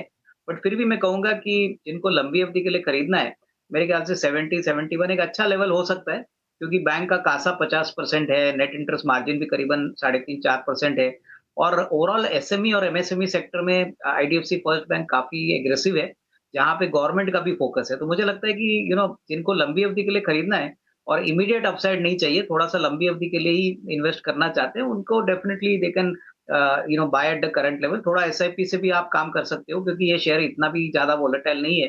तो आई थिंक ये इवेंट होने के बाद more or less all the negatives are built in into the price. बिल्कुल। चलिए, तो ये राय आईडीएफसी फर्स्ट बैंक पर फंडामेंटल राय आपके लिए हो गई। अगर आप इन्वेस्टर हैं तो आपके लिए ये राय काम की निश्चित तौर पर है। चलिए, अब एक स्टॉक आपकी स्क्रीन पर लेकर आते हैं, ऑयल इंडिया लिमिटेड का। अब देखिए, जो एफएनओ की जो क्लासिक डेफिनेशंस होती है ना तेजी के लिए, बुलिश पैटर्न के लिए, उसमें होता है कि प्राइस भी बढ़े, वॉल्यूम भी बढ़े और ओपन इंटरेस्ट भी बढ़े। और तीनों पैरामीटर्स पर एक स्टॉक है ये ऑयल इंडिया, वो मीट कर रहा है। प्राइस भी बढ़ा है, ओपन इंटरेस्ट में भी अच्छी खासी ग्रोथ है और वॉल्यूम भी अच्छा खासा है। क्या कोई बड़ी तेजी की तैयारी है, हम पूछेंगे प्रदीप जी से। प्रदीप जी, जरा चेक कीजिए ऑयल इंडिया। जी बिल्कुल विकास जी, देखिए कंटिन्यूअसली एक डबल बॉटम फॉर्मेशन यहाँ पे हुआ था और हायर हाई फॉर्मेशन यहाँ पे दिखाई दे रहा है। Daily, weekly and monthly chart में भी एक जिस तरीके का पुल बैक चल रहा है, मुझे लगता है कि एक बार स्टॉक 510 एंड 15 जाने के लिए शॉर्ट टाइम में रेडी हो रहा है। एंड अगर हम देखेंगे रिसेंटली जो 5 डेज मूविंग एवरेज प्राइस है, इसके ऊपर भी सस्टेन किया। इससे पहले 522 के आसपास गया था और 522 से एक रेसिस्टेंस लिया था, वहां से सेलिंग प्रेशर हैवी हो गया था। तो कहीं अभी 520 से पहले कुछ भी बड़ा रेसिस्टेंस नहीं है। हम करंट जोन से भी एक बार बाई करके जा सकते। 3 से 4 दिन का मिनिमम व्यू रहेगा। एक स्टॉप लॉस आपको यहाँ पे 476 के आसपास मेंटेन करना चाहिए। 1 घंटे का हिसाब से 476 पे स्टॉप लॉस मेंटेन कीजिए। 520 तक आपको इजीली आपको आते हुए दिखाई देंगे। 520 तक आपको इजीली आते हुए दिखाई देंगे, ये राय है। 522 पे एक रेजिस्टेंस है, पिछली बार भी वहां से वापस आया था। ये राय प्रदीप जी की आपके लिए। अगर आप ऑयल इंडिया पे ट्रेड लेना चाहते हैं तो आपके लिए टारगेट स्टॉप लॉस नीचे स्क्रीन पर लिखकर आ गए। 476 का स्टॉप लॉस, 520 का टारगेट। अपने रिस्क को देखते हुए स्टॉप लॉस लगा के ही ट्रेड लीजिए। चलिए, एक छोटे से ब्रेक लेंगे, यहाँ रुकेंगे। ब्रेक से जब वापस लौटेंगे तो कुछ और ऐसे ही शानदार शेयरों को निकाल कर लाएंगे। पूछेंगे मेहमानों से कि कहीं कमाई के मौके बनते हैं क्या। छोटा सा ब्रेक।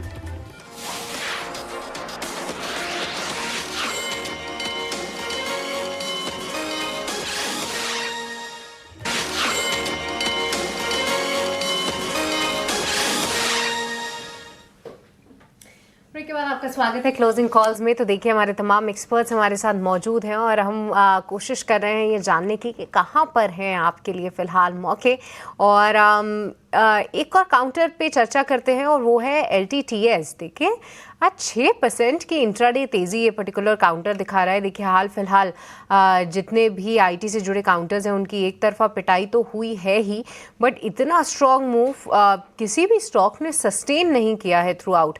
अंशुल जी, क्या रीडिंग है यहाँ पर? LTTS 6% का ज़बरदस्त मूव और मैं देख रही हूँ पिछले 3 दिनों से जो है कहीं ना कहीं स्टॉक स्ट्रांगली ऊपर मूव कर रहा है। क्या व्यू रखते हैं यहाँ पे?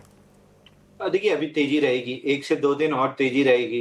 42 डेज में 33.3% करेक्ट हुआ था। 10 डे मूविंग एवरेज क्रॉस हुआ है। 20 डे मूविंग एवरेज 3570 पे है। वहां तक प्रोबेबली आज या कल पहुंच जाएगा मंडे के सेशन में, और 2 से 3 सेशन और लगा के जहां से फ्रेश ब्रेकडाउन कंफर्म हुआ था 3714, वहां तक ये स्टॉक ऊपर जा सकता है। वहां पे जाके ये अपसाइड अरेस्ट हो जाएगी। वहां पे ओवरहेड सप्लाई टेक ओवर करेगी और वहां से साइडवेज या पुल बैक दोनों आते हुए दिखेगा। बट इवन एकदम इमीडिएट बेसिस पे 3 से 4 दिन का एक ट्रेड बन रहा है। 3716 टारगेट रहना चाहिए। चलिए, 3715 जो है टारगेट रहना चाहिए। थोड़ा सा और अपसाइड दिखा सकता है ये काउंटर, इस पर ध्यान ज़रूर रखेंगे। बट एक और counter with in the IT space, यानी एक पूरे पैक की बात करते हैं जो कि मिड कैप आईटी स्पेस है। और अविनाश जी देखिए, आईटी पर हमने खूब चर्चा की, हालांकि एलटीटीएस जो ऊपर मूव कर रहा है, बट 3 स्टॉक्स में नाम लेना चाहूँगी, चाहे वो एम्फिसिस हो, परसिस्टेंट हो और कोफोर्ज। ये काउंटर तो उठने का ही नाम नहीं ले रहा है। मैं देख रही थी कि एटलीस्ट ये तीनों के मेंशंस जो है कई सारी ब्रोकरेज रिपोर्ट्स में होते हैं कि ये उनको अपनी टॉप बाइज बताते हैं, बट स्टॉक उस तरीके से रिएक्ट नहीं कर रहे हैं। आपके लिहाज से क्या वजह हो सकती है कि अभी मिड कैप आईटी में इतना पार्टिसिपेशन नहीं आया है, और इस पूरे स्पेस में आपका पसंदीदा काउंटर कौन सा है? नहीं, मुझे लग रहा है कि देखिए मिड कैप आईटी में शायद थोड़े टाइम के बाद रिकवरी आएगी, बिकॉज अभी तो मेरे ख्याल से लोग मार्केट में साइज और स्केल को देख रहे हैं, तो large cap IT definitely favourable है। और अभी तो क्लियरली कहना भी मुश्किल है कि एआई आने के बाद किस प्रकार का डिस्ट्रप्शन होने वाला है, whether positive whether negative. But अगले 1-2 क्वार्टर्स के बाद क्लियरली पता चलेगा कि एआई से ये आईटी कंपनीज पे कितना असर आने वाला है उनकी प्रोडक्टिविटी के ऊपर। क्योंकि ऑलरेडी देखिए इन्फोसिस ने एंथ्रोपिक के साथ जेवी किया है। अभी बहुत सारे डील्स ऐसे पाइपलाइन में है जो मुझे लगता है कि AI tool companies will try to tie up with Indian companies. तो मिड कैप आईटी में भी डेफिनेटली पोटेंशियल है, लेकिन ये छोटे बिजनेसेस है, तो definitely compare to larger companies इनकी बैलेंस शीट साइज कम है, इनके कैश फ्लोज भी कम है। तो हमारा तो मानना है कि देखिए अभी जनवरी टू मार्च का क्वार्टर होने दीजिए, उसके बाद मैनेजमेंट फुल ईयर की कमेंट्री भी देंगे। तो it is better to stick to large cap like TCS, Infosys, HCL technologies. अभी तो हम कहेंगे कि जिनके पास रिस्क कैपिटल ज्यादा है वही कोफॉर या परसिस्टेंट जैसी कंपनीज में निवेश करे। बट ओवरऑल मुझे लगता है कि जो सिनारियो है, कम से कम एक आध क्वार्टर जाने के बाद हमको पता चलेगा कि एआई का एक्चुअली असर क्या है। तो large cap will be a kind of a defensive area, but definitely post Q FY26 के नंबर्स के बाद जो कमेंट्री आएगी वो मेरे ख्याल से एनालिस्ट डेफिनेटली क्लोजली मॉनिटर करेंगे। बिल्कुल। तो ये राय आपको तमाम आईटी काउंटर्स पे जिनमें तेजी नहीं आ पा रही है उनके ऊपर, खासकर कोफोज और परसिस्टेंट जैसे शेयरों पर। चलिए, एक पर्टिकुलर सेगमेंट है मार्केट का ऑटो सेक्टर से ही जुड़ा हुआ, टायर सेक्टर्स, टायर शेयर्स जो है वो आप देखिए, एमआरएफ हो, सीएट हो, बालकृष्ण टायर हो, जेके टायर हो, ये तमाम शेयर जो है वो आज गिरावट दिखा रहे हैं। और आप देखिए एमआरएफ तो अब जो है वो 1% की गिरावट के साथ, और इतना बड़ा शेयर जब 1% गिरता है, सीएट में 4% की गिरावट देखने को मिल रही है, तो तमाम शेयर आज जो है वो कमज़ोर दिख रहे हैं। बजाज फाइनेंस देखिए आप, आज 1.5% के आसपास की कमजोरी यहाँ भी देखने को मिल रही है। और बीएससी मार्केट प्लेटफॉर्म के शेयर तमाम जो है वो, बीएससी हो, कैम्स हो, सीडीएसएल हो, एनएसडीएल हो, इन सारे शेयरों में आज आपको गिरावट देखने को मिल रही है। ज़रा एक राय हम लेंगे बीएससी के ऊपर अंशुल जी से। अंशुल जी, 3% के आसपास गिरा है ये शेयर, क्या कोई मौका है क्या यहाँ पे बीएससी के ऊपर? सर, जैसे अभी जेके टायर में हमने डिस्कस किया था कि फील्ड ब्रेकआउट और लिक्विडेशन आ रही है, बीएससी में भी फील्ड ब्रेकआउट था 3011 पे, पहले राउंड की लिक्विडेशन आई 3732 पे, पिछले 8 दिन से बेरिश फ्लैग बना रहा है और second round of liquidation start हुई है। तो यहाँ से 1 से 2 दिन के लिए आप शॉर्ट ट्रेड भी ले सकते हैं। ऊपर में स्टॉप लॉस 2800 का रहेगा और नीचे में टारगेट 2530 का रहेगा, जो कि स्विंग लो है। तो यहाँ से एसटीबीटी या 2 से 3 दिन का शॉर्ट ट्रेड ले सकते हैं। 2530 का टारगेट रहेगा। 2530 तक नीचे जा सकता है, शॉर्ट ट्रेड आप ले सकते हैं। ये राय अंशुल जी की तरफ से बीएससी के ऊपर। चलिए, इस बीच मार्केट पर एक नजर डालिए। आप देखिए निफ्टी अब जो है वो करीब 1.25% कमजोर है। अचानक से बिकवाली बढ़ी है निफ्टी में। आप देखिए 300 अंकों की गिरावट अब देखने को आपको मिलेगी। निफ्टी आपकी स्क्रीन पर लेकर आते हैं। देखिए एक शार्प सेल ऑफ आपको देखने को मिलेगा निफ्टी में, 1.25% की गिरावट, 300 अंक कमजोर। निफ्टी आईटी जिसमें थोड़ा एक दम दिख रहा था, 0.5% के आसपास की मजबूती फिर भी थी। हालांकि सुबह तो 2% के आसपास मजबूत था निफ्टी आईटी, धीरे धीरे गिरावट होते होते 0.5% की मजबूती रह गई। और अब देखिए निफ्टी आईटी आपकी स्क्रीन पर है कि अब जो मजबूती है वो मामूली 20 अंकों की रह गई है, सिर्फ 0.07%। तो बाजार में गिरावट अचानक से तेजी से बढ़ रही है। वीकेंड की तरफ जैसे जैसे बाजार जा रहा है, थोड़ा प्रेशर बढ़ता हुआ दिख रहा है। निफ्टी बैंक में आप देखिए 600 अंकों की गिरावट इस वक्त आपको देखने को मिलेगी। एक काम करते हैं, हमारे साथ एक और मेहमान जुड़ गए हैं, राजेश पालविया जी जुड़ गए हैं एक्सिस सिक्योरिटी से। राजेश जी, बहुत स्वागत है आपका ईटी नाउ स्वदेश पर। Good afternoon. और आपके आते ही हमें ये सवाल सूझ गया है कि बाजार पर अब क्या करें। अचानक से जो गिरावट आई है, कोई मौका यहाँ पे शॉर्ट की तरफ बन रहा है क्या? तो देखिए अब इंट्राडे बेसिस पे तो शॉर्ट का मौका अब ऑलरेडी निकल चुका है, बिकॉज 300 पॉइंट नीचे निफ्टी है और यहाँ पे शॉर्ट करना अब इंट्राडे पॉइंट ऑफ व्यू से तो सही नहीं है। लेकिन हाँ, यहाँ पे 25,250 जो कि एक इम्पॉर्टेंट लेवल था वो अभी ब्रेक डाउन हुआ है पिछले 5-7 मिनट में। हमें लगता है 25,250 के नीचे अब सस्टेन होता है, तो यहाँ से हमें लग रहा है कि नेक्स्ट टारगेट अब 25,050 की तरफ भी आते हुए दिख सकता है। तो यहाँ से और 160-170 पॉइंट का गिरावट और बढ़ सकती है अगर हम 25,250 के नीचे ही ट्रेड होके क्लोज होते हैं आज। तो सेटअप तो बिगड़ चुका है। 200 दिन के मूविंग एवरेज को भी निफ्टी ने डिसाइसिवली अब तोड़ते हुए दिख रहा है। तो हमें लगता है कि थोड़ा यहाँ पे कॉशियस स्टैंस तो लेना होगा निफ्टी में, जिस तरीके की एक शार्प कट देखने को मिला पिछले 2-3 ट्रेडिंग सेशन में। और बैंक निफ्टी जो कि एक अच्छे स्ट्रक्चर में था, लेकिन वहां पे भी अब पुट बेस्ड कॉन्सेंट्रेशन जो 61,000 पे था वो भी डिसाइसिवली ब्रेक डाउन हुआ है और वहां पे भी अनवाइंडिंग ट्रेड देखने को मिल रहे हैं और काफी लार्ज के बैंक्स में भी थोड़ा प्रॉफिट टेकिंग आते हुए दिखा है। तो बैंक निफ्टी की स्ट्रेंथ भी थोड़ी अब कमजोर होते हुए दिख रही है और यहाँ पे हमें लगता है कि अगर ये 61,000 के नीचे रहेगा तो यहाँ पे नेक्स्ट लेवल अब जो बन रहा है वो करीब 60,400 60,200 की तरफ बैंक निफ्टी भी फिसल सकता है। बिल्कुल, तो बाजार का सेटअप थोड़ा बिगड़ चुका है, कमजोरी की एक जो है वो ट्रेंड जो है वो दिख रही है आपको क्लियरली। ये बात राजेश पालविया जी की तरफ से आ रही है निकलकर, मार्केट की स्ट्रेटजी उनकी। चलिए राजेश जी, कुछ मौके आपने तलाशे हैं हमारे व्यूअर्स के लिए, स्टॉक स्पेसिफिक क्या आपने निकाला है हमारे व्यूअर्स के लिए? तो देखिए एक लॉन्ग एक शॉर्ट का आइडिया यहाँ पे सजेस्ट करेंगे। लॉन्ग साइड में हमें लगता है कि यहाँ पे वोल्टास पे फोकस रखा जा सकता है। यहाँ पे एक स्ट्रेंथ देखने को मिल रही है स्टॉक में, और अगर देखें तो ये सेगमेंट में ही देखें तो अच्छा मोमेंटम बना हुआ है पिछले कुछ दिनों से। तो वोल्टास के सेटअप के हिसाब से हमें लगता है कि यहाँ कंटिन्यूटी ऑफ अप ट्रेंड रहेगा। 1580 1590 के टारगेट के लिए बाय करें। ऑन द डाउन साइड 1535 का स्टॉप लॉस होगा। शॉर्ट साइड पे हमें लगता है मुथूट फाइनेंस को यहाँ पे शॉर्ट किया जा सकता है। इसमें एक ब्रेकडाउन वीकली चार्ट पे आते हुए दिख रहा है। जिस तरीके से शॉर्ट बिल्टअप हुआ है, हमें लगता है कि यहाँ पे गिरावट बढ़ेगी और स्टॉप लॉस रखेंगे शॉर्ट करने का करीब 3400 के आसपास। On the down side target लगता है करीब 3320 3310 की तरफ आते हुए दिख सकते हैं। चलिए, मुथूट फाइनेंस यहाँ पर कमजोरी जरूर हावी हो रही है, पर जी हाँ, मार्केट रुकने का नाम नहीं ले रहा है। 350 अंकों की कमजोरी जो है वो निफ्टी 50 दिखा रहा है और निफ्टी बैंक आप देखिए 700 अंकों से भी ज़्यादा टूट चुका है। तो प्रेशर जो है वो दोनों ही इंडेक्स में है और निफ्टी बैंक क्योंकि ज़्यादा वॉलेटाइल रहता है तो जो मूव्स हैं वो बहुत शार्प आते हुए दिख रहे हैं इंडेक्स में। Kotak Mahindra bank Nifty bank में से सबसे ज़्यादा टूटता हुआ नज़र आ रहा है। उसके बाद ICICI बैंक, बंधन बैंक, HDFC बैंक, ये तमाम काउंटर्स हैं जो कि फिलहाल टॉप लूजर्स हैं। एक बार राजेश जी कोटक महिंद्रा बैंक पर भी अपनी राय दीजिए। टॉप लूजर है, हैवी वेट बैंक है, कैसे देख रहे हैं आप इसको चार्ट्स पे? तो बिल्कुल बैंकिंग सेक्टर में भी अब जैसा हमने बताया कि बैंक निफ्टी ने एक इम्पॉर्टेंट लेवल तोड़ा है, तो वहां पे भी अब सप्लाई तो बनते हुए दिख रहा है। सारे बैंक्स जो स्ट्रेंथ होल्ड कर रहे थे वहां पे कहीं ना कहीं प्रॉफिट टेकिंग आते हुए दिख रहा है, क्योंकि निफ्टी ने एक मेजर इंपॉर्टेंट सपोर्ट तोड़ा है।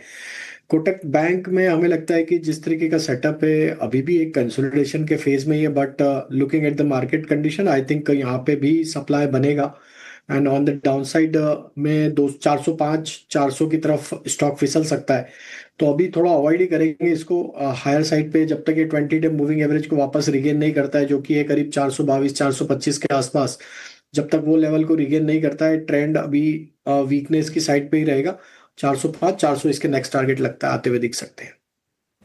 ऑलराइट, तो चलिए कोटक महिंद्रा बैंक 405 लगता है कि नए टारगेट्स आते हुए दिख सकते हैं। एक प्रेशर बनाता हुआ कोटक महिंद्रा बैंक और साथ ही साथ बाकी तमाम हैवी वेट्स से भी कोई भी सपोर्ट नहीं मिल रहा है। HDFC बैंक भी 1% से ज़्यादा की फिलहाल आपको कमज़ोरी दिखाएगा। बट इस बीच एक काउंटर जो कि ऐसे बाजार में भी तस से मस नहीं हो रहा है वो है सुप्रीम पेट्रो। आमतौर पे इतनी चर्चा हम इसकी करते नहीं हैं क्योंकि रेडार पे भी नहीं आता है, बट आज 9% का मूव। और अंशुल जी मैं देख रही थी कि सुबह से ही आप देखिए कहीं ना कहीं मोमेंटम और वॉल्यूम्स इसमें बढ़ते हुए ही दिख रहे हैं और वन वे रन अप इसने आज के सत्र में दिखाया है। क्या लग रहा है, 700 के ऊपर निकला है, बड़े टारगेट्स यहाँ पे आने चाहिए? देखिए स्टैंडर्ड डिस्क्लेमर दूंगा, सुबह 11:34 पे हमने अपने क्लाइंट्स को सुप्रीम पेट्रो रिकमेंड किया था 666 पे। तो स्टैंडर्ड डिस्क्लेमर हमारे क्लाइंट्स के पास ये लॉन्ग हो सकता है। हालांकि हमारा टारगेट अचीव हो गया है 712 रुपए का, तो हमने प्रॉफिट बुकिंग भी दे दी है, बट स्टॉक अभी भी स्ट्रांग लग रहा है। एक inverse head and shoulder pattern का ब्रेकआउट आया है, 439% वॉल्यूम राइज है, ये एक्सटेंड कर सकता है टुवर्ड्स जहां से प्रीवियस ब्रेकडाउन आया था 756 का, वहां तक एक्सटेंड कर सकता है। वापस से स्टैंडर्ड डिस्क्लेमर दे दूं, 666 में सुबह क्लाइंट्स को बाय रिकमेंड किया था। ऑलराइट, तो चलिए यहाँ पर डिस्क्लेमर के साथ सुप्रीम पेट्रो पर एक व्यू। पर जी हाँ, 9% का मूव काफ़ी स्ट्रॉन्ग मूव है आज के सत्र में जो हम देख रहे हैं। इसके अलावा सुबह हमने सन टीवी की भी बात की थी, अब 5% के मूव्स ये पर्टिकुलर काउंटर दिखा रहा है। डिक्सन टेक आज पूरे दिन भर जो है काफ़ी स्ट्रांगली मूव करता हुआ दिखा, बट डिक्सन टेक और पूरे ईएमएस स्पेस पर अविनाश जी इतना करेक्शन हो गया है। और अब देखिए कोई भी न्यूज़ फ्लो आती है, जैसे आज पीएलआई एक्सटेंशन की न्यूज़ फ्लो आई तो देखिए तमाम ईएमएस से रिलेटेड काउंटर्स बस कर रहे थे। पर अविनाश जी, क्या आपको लगता है कि अब वो जो एक अट्रैक्टिवनेस मार्केट प्लेस ढूंढते हैं वो ईएमएस कंपनी से हट चुकी है, अब समय लगेगा ऐसे स्टॉक्स को चलने में? नहीं, बिल्कुल देखिए, मुझे लगता है कि जब भी कोई सेक्टर में एक सिग्निफिकेंट आउट परफॉर्मेंस होता है और मेरे ख्याल से काफी हद तक प्राइसेस अप्रिशिएट होते हैं, तो उसके बाद एक कंसोलिडेशन का मूव आता है। I think the same thing has happened in solar companies की भी बात करें तो देखिए नंबर्स तो सारी कंपनीज के अच्छे आए, लेकिन काफी बड़ी मात्रा में ऐसी कंपनीज इस सेक्टर में लिस्टेड हो चुकी है, तो वैल्यूएशन जो प्रीमियम मिलता था पहले वो उनको नहीं मिल रहा है। तो वही शायद ईएमएस स्पेस में भी हो रहा है कि अच्छी खबर आने के बाद भी स्टॉक्स इतने ज्यादा चल नहीं रहे। थोड़ा बहुत अपमूव जरूर है, लेकिन अभी यहाँ पे कोई नया ट्रिगर नहीं है जिससे कि हम कोई ज्यादा इससे कोई बड़ा अल्फा जनरेट करें। तो आई थिंक थोड़ा बहुत कैपिटल रीएलोकेशन हो रहा है, थोड़ा बहुत शिफ्टिंग हो रहा है। जहाँ पे निचले लेवल पे लोगों ने पैसा बनाया है वो लोग तो काफी सेफ है, लेकिन जो पिछले 3-6 महीने में एंटर कर चुके हैं वहां पे डेफिनेटली वैल्यूएशंस की दिक्कत रहेगी, क्योंकि देखिए अभी फाइनली नैरेटिव बिक चुका है। अभी तो कंपनीज को अर्निंग्स ग्रोथ स्ट्रांगली दिखानी है, तो यहाँ पे तो वैल्यूएशन वैसे भी फेयर टू एक्सपेंसिव है। तो मुझे लगता है कि इसी कारण से अभी नेक्स्ट 1-2 क्वार्टर्स मार्केट एक्सपेक्ट करेगा कि earnings growth should be significant, तो ही वो जो वैल्यूएशंस कंपनीज को मिली है वो जस्टिफाई हो गई। तो टिल दैट टाइम ये थोड़ा कंसोलिडेशन का प्रोसेस चलेगा। बिल्कुल, तब तक जो है वो कंसोलिडेशन का थोड़ा प्रोसेस चल सकता है। ये राय आपको डिक्सन टेक और तमाम ईएमएस काउंटर्स पर। चलिए, सोलर सेक्टर का जिक्र किया जब अविनाश जी ने ना, तो मैंने सोलर शेयर्स को एक बार देखा। अब देखिए, Premier Energy, Vikram Solar, MV, ये तीनों जो है वो आज थोड़े हल्की तेजी के साथ, और इनफैक्ट विक्रम सोलर तो 4-4.5% की तेजी के साथ इस वक्त कारोबार कर रहा है। वारी एनर्जीज वैसे तो गिरा हुआ है, लेकिन एफएनओ में देखें अगर तो इस पे शॉर्ट कवरिंग हो रही है अच्छी खासी वारी एनर्जीज पे। जरा इस पर एक राय लेते हैं राजेश पालविया जी से कि वारी एनर्जीज के ऊपर इनकी कोई राय बनती है क्या? शॉर्ट कवरिंग होती हुई दिख रही है क्या? कुछ मौके बन सकते हैं क्या यहाँ पे? तो देखिए, वारी एनर्जी में अगर हम देखें तो पिछले 2-3 हफ्तों में एक हायर साइड से तो प्रॉफिट टेकिंग बनी है। स्टॉक में एक शार्प करेक्शन देखने को मिला जिसमें 20-50 डे मूविंग एवरेज का ब्रेकडाउन हुआ है। स्टॉक ने जो लो बनाए थे करीब 2600 के आसपास, वहां से थोड़ा तो पुल बैक बना है, but still looking at the near term short term structure, हमें अभी भी यहाँ पे कॉन्फिडेंस नहीं है इस रिकवरी का। तो अभी शॉर्ट कवरिंग के लिए तो अभी इट्स टू अर्ली टू से कि यहाँ पे शॉर्ट कवरिंग बन रही है या बनेगी। अभी हमें लगता है कि और भी गिरावट बढ़ सकती है अगर ये स्टॉक 2800 के नीचे ही रहता है। 2800 का लेवल क्रॉस होगा तो थोड़ा यहाँ पे शॉर्ट कवरिंग का प्ले बनेगा, अदरवाइज हो सकता है कि वापस से अपने लोअर साइड के लेवल 2650 2600 तक फिसलता हुआ दिखे। बिल्कुल, तो ये राय आपको वारी एनर्जीज के ऊपर। चलिए, ज़रा एक राय टाटा मोटर्स सीवी। जब सृष्टि ने कहा कि कुछ एक स्टॉक है जो टस से मस नहीं हो रहा है, तो उस शब्द को देखते हुए एक और शेयर नजर आया टाटा मोटर्स सीवी का। आप देखिए, आज जो है 2.5-3% के आसपास की तेजी के साथ, देखिए 3% अभी भी मजबूत है। इस कमज़ोर बाजार में जब हर तरफ गिरावट आज देखने को मिल रही है, वैसे में ये 3% के आसपास की मजबूती के साथ कर रहा है कारोबार। और सीएलएसए की रिपोर्ट आई थी इसके ऊपर, 673 का उन्होंने टारगेट दिया था, और आप देखिए वो अपसाइड जो है वो करीब करीब मुझे लग रहा है कि 37% के आसपास का होगा, 37% के आसपास का अपसाइड होगा। 673 का टारगेट उन्होंने दिया था, और उनका ये कहना था कि सीवी सेगमेंट में अच्छी ग्रोथ होगी, वॉल्यूम और मार्जिन में अच्छा सुधार होगा, और उसकी वजह से आपको जो है वो आगे ये अपसाइड और देखने को मिल सकते हैं। एक राय इसके ऊपर लेते हैं अविनाश जी से भी। टाटा मोटर्स सीवी क्या उन्हें पसंद है? क्या राय उनकी बनती है? अविनाश जी, जरा एक बार बताइए। अविनाश जी, ये टाटा मोटर्स सीवी के ऊपर राय आपकी। नहीं देखिए, टाटा मोटर्स सीवी मुझे लगता है कि आज जीडीपी के आंकड़े आने वाले हैं। आई थिंक मैक्रो नंबर्स अगर अच्छे आते हैं, अगर इंफ्रा में गवर्नमेंट का इन्वेस्टमेंट बढ़ता है, प्राइवेट कैपेक्स होता है, तो सीवी साइकिल तो अभी टर्न अराउंड हो रहा है। देखिए नंबर्स अशोक लेलैंड के देखेंगे तो वो भी काफी अच्छे हैं। तो कहीं न कहीं मुझे लगता है कि जो कमर्शियल व्हीकल प्लेयर्स है प्लस जो एंसिलरी प्लेयर्स है, जो सीवी कंपनीज को कैटर करते हैं, उनके लिए मेरे ख्याल से आउटलुक काफी पॉजिटिव है।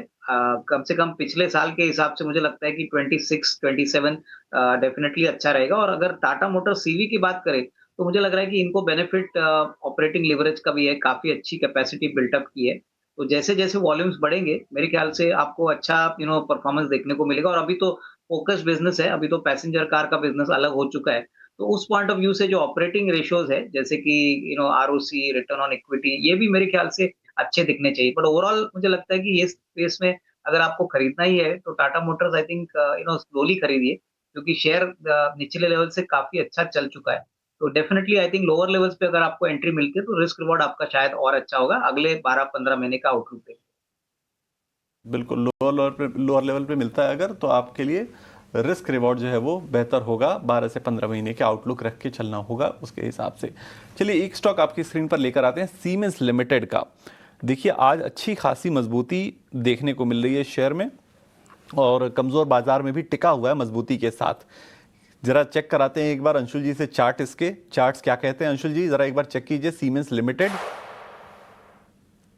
सर 3371 का लेवल था जिसका ब्रेकडाउन दिया था और वापस से पुल बैक में उसी लेवल को रिक्लेम करने की कोशिश है। वीकली क्लोजिंग अगर 3371 के ऊपर होती है तो आज वॉल्यूम राइज भी अच्छा है 213%, तो थोड़ा सा अपसाइड ट्रैक्शन यहाँ से बनेगा 3600 तक। बट अगर क्लोजिंग होते होते 3370 के नीचे क्लोज होता है तो ये ब्रेकआउट फेल हो जाएगा। तो क्लोजिंग तक वेट करना चाहिए। अगर 3371 के ऊपर क्लोजिंग मिलती है तो फिर एक लॉन्ग पोजीशंस बनेगी 3600 के टारगेट के साथ। ऑलराइट, तो चलिए सीमेंस आज काफ़ी स्ट्रांगली ये काउंटर मूव करता हुआ दिख रहा है, इस पर नज़र ज़रूर रखेंगे। बट एक और काउंटर जो कि आज थोड़े बहुत अप मूव्स दिखा रहा है वो है कल्पतरू का काउंटर। हालांकि एक अंडर परफॉर्मर ज़रूर रहा है, बट राजेश जी कल्पतरू पर कोई व्यू? आज 4% की तेज़ी होल्ड कर रहा है। तो देखिए शशि जी, मार्केट का टेक्सचर तो काफी बिगड़ा हुआ है और हमें लगता है कि ये इस तरीके के मूव जो बने आज कल्पतरू प्रोजेक्ट में, यहाँ पे अब थोड़ा प्रॉफिट जरूर बुक करना चाहिए, क्योंकि हमें लगता है कि जो गेन्स हैं उसको कहीं ना कहीं प्रोटेक्ट भी करना होगा, क्योंकि एक इंपॉर्टेंट लेवल आज निफ्टी ने तोड़ा है। तो हमें लगता है, या फिर अगर आपको होल्ड करना है तो यहाँ पे 1210 का स्टॉप लॉस ट्रेल कर ले।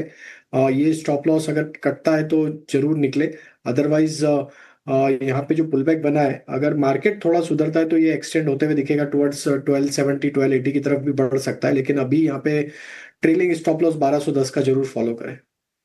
ऑलराइट, तो ट्रेलिंग स्टॉप लॉस के साथ जो है आप बने रह सकते हैं कल्पतरू प्रोजेक्ट्स में। अगर आपके पास ऑलरेडी है तो 1210 का आपको यहाँ पर स्टॉप लॉस लगाना है। बट एक काउंटर जिसमें जो है आज काफ़ी वीकनेस है। देखिए टायर काउंटर्स तो वीक है ही, चाहे वो जेके टायर हो या फिर सीमेंट सीएट का काउंटर। बट एक और स्टॉक अशोका बिल्डकॉन का 1 से 6% की कमज़ोरी यहाँ पर आई है। एक बार इसको भी चेक कर लेते हैं, क्योंकि काफ़ी स्ट्रॉन्ग मूव्स जो हैं आज कहीं ना कहीं अशोका बिल्डकॉन में आते हुए दिख रहे हैं। अंशुल जी कोई व्यू यहाँ पे, क्योंकि मैं देख रही हूँ कि लगातार ये काउंटर अपने कुछ की लेवल्स तोड़ता हुआ दिख रहा है। देखिए कंटिन्यूसली वीक है काउंटर। लास्ट टाइम 30 वीक्स में 39% करेक्ट किया था, पुल बैक लेके 161 पे पुल बैक फेलियर हुआ था और वहां से फॉलो थ्रू सेलिंग का टारगेट था 118। तो ये फॉलो थ्रू सेलिंग है, ये 118 रुपए तक नीचे आती हुई दिखेगी। किसी भी तरह की लॉन्ग पोजीशन है तो एग्जिट करने की कोशिश करनी चाहिए ऑन दी रैलीज। पहले 118 119 की जोन आते हुए दिख रहा है, वहां से भी शायद ही है कि किसी तरह की बाइंग आए, बाउंस बैक जरूर कर सकता है। बट अभी वीकनेस बहुत ज्यादा बची हुई है। इवेंचुअली ये वीकनेस आपको 99 रुपीज तक नीचे ले जा सकती है। एक्सट्रीम वीक काउंटर है, ऑल टाइम हाई से भी काफी करेक्ट हो चुका है, ऑलमोस्ट 60%। तो हर बाउंस बैक पे ओवरहेड सप्लाई टेक ओवर करेगी। बिल्कुल, तो ये राय आपको अशोका बिल्डकॉन के ऊपर। लेकिन अब हो चुके हैं 3:19, तो आपको लेनी होंगी बीटी एसटी एसटीबीटी के ट्रेड आइडियाज। तो शुरुआत करते हैं बीटी एसटी और एसटीबीटी के आइडियाज के साथ। चलिए एक काम करते हैं, सबसे पहले चलते हैं राजेश जी के पास। Rajesh ji, BT ST STBT क्या किस ट्रेड के साथ जाना चाहेंगे आप? तो एक लॉन्ग एक शॉर्ट के साथ जाएंगे। लॉन्ग में रहेगा फार्मा स्पेस, उसमें ग्लेनमार्क पे ब्रेकआउट आते हुए दिख रहा है फॉलिंग ट्रेंड लाइन का वीकली चार्ट पे। वीकली सेटअप काफी प्रॉमिसिंग लग रहा है, तो ग्लेनमार्क फार्मा पे बाय करने की सलाह है। 2170 2190 के टारगेट के लिए ऑन द डाउन साइड 2110 का स्टॉप लॉस होगा। शॉर्ट साइड में HAL पे शॉर्ट रहेगा, एक कंटिन्यूटी ऑफ डाउन ट्रेंड है, फॉलिंग चैनल में स्टॉक ट्रेवल कर रहा है, प्रीवियस स्विंग लो को भी तोड़ा है, तो HAL फ्यूचर शॉर्ट करेंगे। On the down side target होंगे करीब 3860, स्टॉप लॉस सजेस्ट करेंगे करीब 3980 के आसपास। HAL के ऊपर ये रहा है आपको शॉर्ट्स की 3860 का आपको टारगेट रखना है, और ऊपर जो स्टॉप लॉस आपको रखना है वो 3980 के स्टॉप लॉस के साथ आपको HAL को शॉर्ट करना है।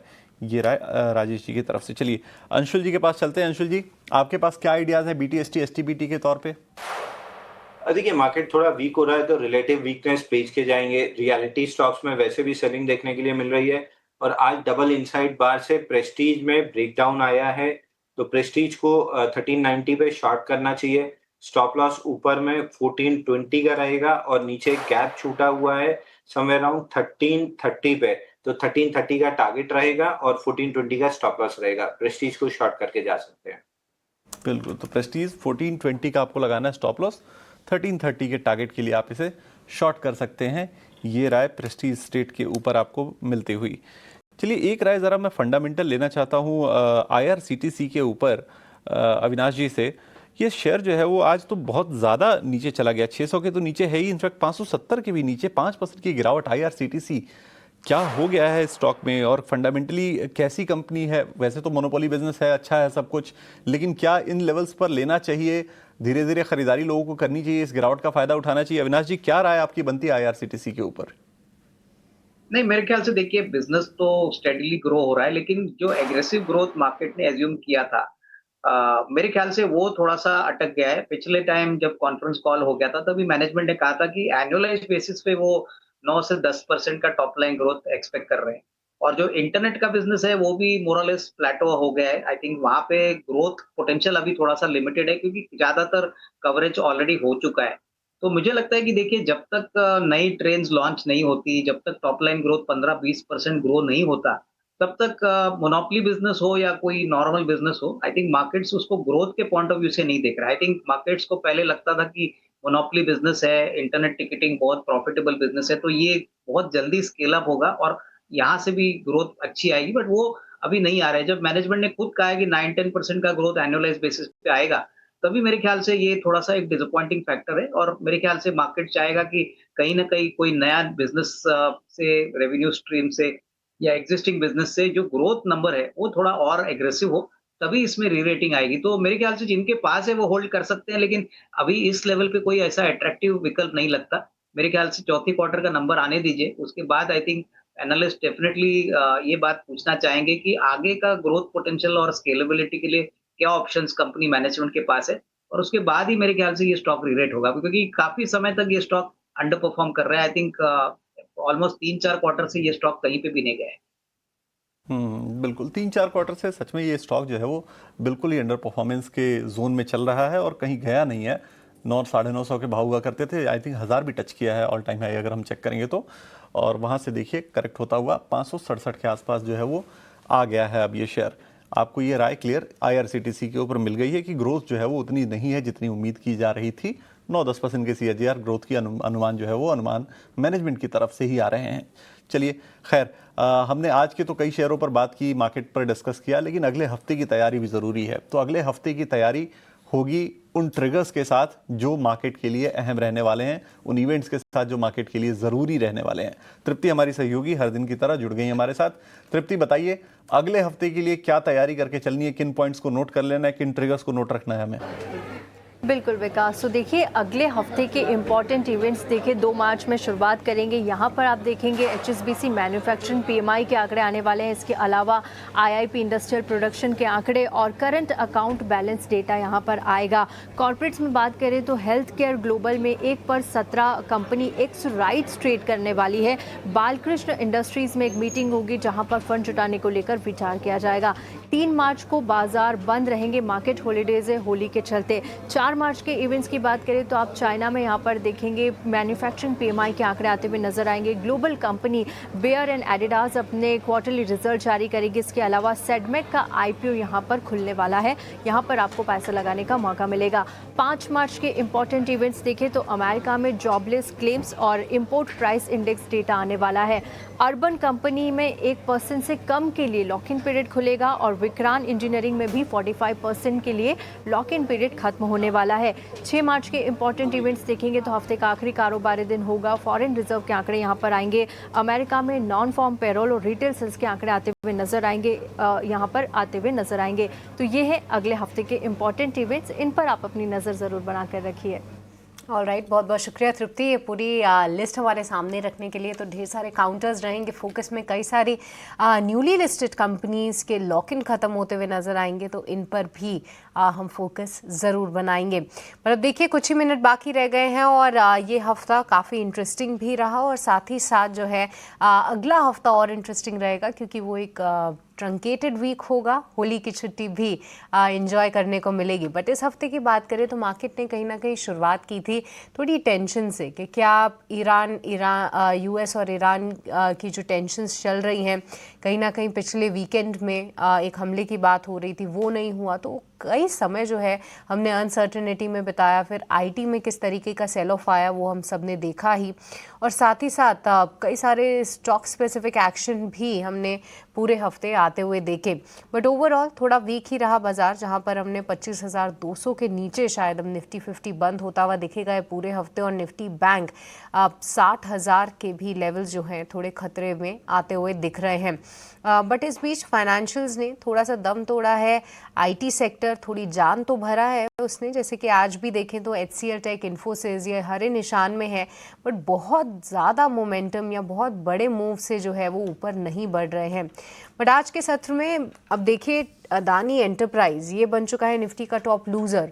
सन फार्मा 0.25% की तेज़ी, मारुति सुजुकी हमने सुबह भी इसकी चर्चा की थी, अब 2.5% की गिरावट दिखा रहा है, और साथ ही साथ M&M में भी लगभग 2.5% की कमजोरी है। टाटा मोटर्स पैसेंजर व्हीकल जो कि सुबह थोड़ा बहुत स्टेबल था, वो भी गिरावट का शिकार है। और अब भूलिए मत, ओवर द वीकेंड ही आपको जो है ऑटो बिक्री के आंकड़े आते हुए दिखेंगे, जहां पर पैसेंजर व्हीकल से तो इतनी उम्मीदें नहीं हैं, कमर्शियल व्हीकल से आप ज़रूर रख सकते हैं उम्मीदें। खासतौर से Tata Motors, Ashok Leyland, Eicher Motors, VECV अच्छे नंबर्स यहाँ पर आने की उम्मीद हम ज़रूर जता रहे हैं। बट टू व्हीलर स्पेस से एक बार हीरो मोटोकॉर्प पे क्विकली, अंशुल जी आपकी एक बार राय, कैसे देख रहे हैं आप इसको चार्ट्स पे, क्योंकि यहाँ पर भी एक अच्छे और डिसेंट रीबाउंड की, मैं कह सकती हूँ, बाउंस बैक आने की उम्मीद है। देखिए हीरो मोटोकॉर्प में थर्ड डे ऑफ कंसोलिडेशन है, 3 टाइट क्लोजेस हैं। स्टॉक अगर 5777 के ऊपर सस्टेन करता है तो लॉन्ग पोजीशंस लेनी चाहिए। ये करंट मूव केवल एक पुल बैक है, जो 10 डे मूविंग एवरेज 5630 तक आ सकता है, बट केवल पुल बैक है। इवेंचुअली स्टॉक 5777 का ब्रेकआउट देगा और 6266 तक जाएगा। वीकली पे फ्लैग पैटर्न का almost on the verge of breakout है, तो ब्रेकआउट में 1-2 दिन लग सकते हैं, बट इवेंचुअली ब्रेकआउट आएगा। ऑलराइट, तो चलिए हीरो मोटोकॉर्प थोड़ा कंसोलिडेट ज़रूर कर रहा है, क्लोजिंग पर ध्यान ज़रूर रखें। पर इसी के साथ जो है हम अपने तमाम एक्सपर्ट्स का शुक्रिया भी करना चाहेंगे। अंशुल, अविनाश जी और राजेश जी, बहुत बहुत शुक्रिया, आज आपने समय निकाला और ढेर सारे काउंटर्स पर अपनी राय दी, सेक्टर स्पेसिफिक भी अपना व्यू हमसे साझा किया। बट चलिए अब क्लोजिंग की तरफ बढ़ते हैं और 2 ही मिनट रह गए हैं मार्केट क्लोज होने में, और आज का पूरा दिन जो है हमने फिर से आज वीकनेस हावी होती हुई देखी। 300 अंकों से ज़्यादा की कमजोरी आप देख सकते हैं निफ्टी 50 में, और निफ्टी बैंक 750 अंकों तक लुढ़कता हुआ दिखा। देखिए आज शुरुआत ठीक ठाक थी, गिफ्ट निफ्टी लगभग 70 अंकों की कमजोरी के संकेत दे रहा था, but through out the day हमने देखा कि कई सारे हैवी वेट्स ने अपना दम तोड़ा। मात्र 5 काउंटर्स हैं जो कि आपको फिलहाल निफ्टी 50 में हरे निशान में क्लोज करते हुए दिखेंगे। इसके अलावा तमाम स्टॉक्स में आज प्रेशर रहा, चाहे वो अदानी ग्रुप ऑफ काउंटर्स हों, 4 व्हीलर काउंटर्स हों, फार्मा काउंटर्स हों, मेजर टेलीकॉम प्लेयर्स हों, किसी भी सेक्टर से आज देखिए एक बड़ा सपोर्ट हमने नहीं देखा। जी हाँ, EMS स्टॉक्स थोड़े से मूव ज़रूर दिखा रहे थे। साथ ही कैपिटल गुड्स स्पेस जो है थोड़ा बजिंग था, जिसमें सीमेंस और एबीबी इंडिया जैसे स्टॉक्स थोड़े बहुत मोमेंटम दिखा रहे थे। ऑयल एंड गैस का क्षेत्र जो है वो बहुत अच्छा परफॉर्म किया। पेट्रोनेट 2% की तेज़ी के साथ कहीं ना कहीं क्लोज करने की कोशिश में, और साथ ही ऑयल इंडिया में भी एक बढ़िया एक्शन रहा। और आप देखेंगे तो सुप्रीम पेट्रो जैसी कंपनीज भी ब्रॉडर मार्केट स्पेस में बहुत अच्छा करती हुई नजर आई। एफएनओ के टॉप लूजर्स की अगर हम बात करें तो Angel One, CAMS, AB Capital, IRCTC, SBI cards, ये तमाम स्टॉक्स थे जहां पर प्रेशर रहा। और साथ ही गोल्ड फाइनेंसेस कंपनीज और रियल एस्टेट पर जो प्रेशर था वो आज हमने बरकरार होते हुए देखा। एक बार अगर ब्रॉडर मार्केट स्पेस की बात करें तो जी हाँ, टायर काउंटर्स पे काफ़ी प्रेशर रहा। थ्रू आउट द डे आपने देखा कि जेके टायर, सीएच जैसे स्टॉक्स जो है वो काफ़ी गिरावट का शिकार होते रहे। साथ ही जो एमएफआई को लेकर बिहार सरकार ने फैसला लिया है, असेंबली में बिल पास किया है, उसके चलते चाहे वो फ्यूजन माइक्रो हो, एलएनटी फाइनेंस हो, ईयू स्मॉल फाइनेंस बैंक हो, वो जो है काफ़ी ज़्यादा वहाँ पर हमने देखा कि प्रेशर आज पूरे दिन रहा न्यूज़ फ्लो के चलते। रेडिंगटन एक ऐसा स्टॉक ज़रूर रहा जहाँ पर 15% की तेज़ी आज हमने देखी। Supreme petro, LTTS, Sun TV, Finolex cables, ये तमाम स्टॉक्स रहे जो कि आज तेज़ी के साथ बंद होने में कामयाब रहे। इंडिया विक्स पर भी एक बार नजर डाल लेते हैं। 3% की तेजी के साथ फिलहाल बंद होता हुआ इंडिया विक्स 13.5 के levels, but all in all weakness हावी जरूर होती हुई दिखी। निफ्टी 25,200 के नीचे शायद फाइनल क्लोजिंग दे, वहीं निफ्टी बैंक में 750 अंकों की गिरावट। पर चलिए इस हफ्ते को यहीं पर रैप करेंगे। मुझे और विकास और अभिषेक को यहीं पे दीजिए इजाजत, पर आप कहीं मत जाएगा क्योंकि आपकी अगले हफ्ते की तैयारी ईटी नाउ स्वदेश पे हम जल्द कराएंगे और इस ब्रेक के बाद जल्द हाजिर होंगे। नमस्कार।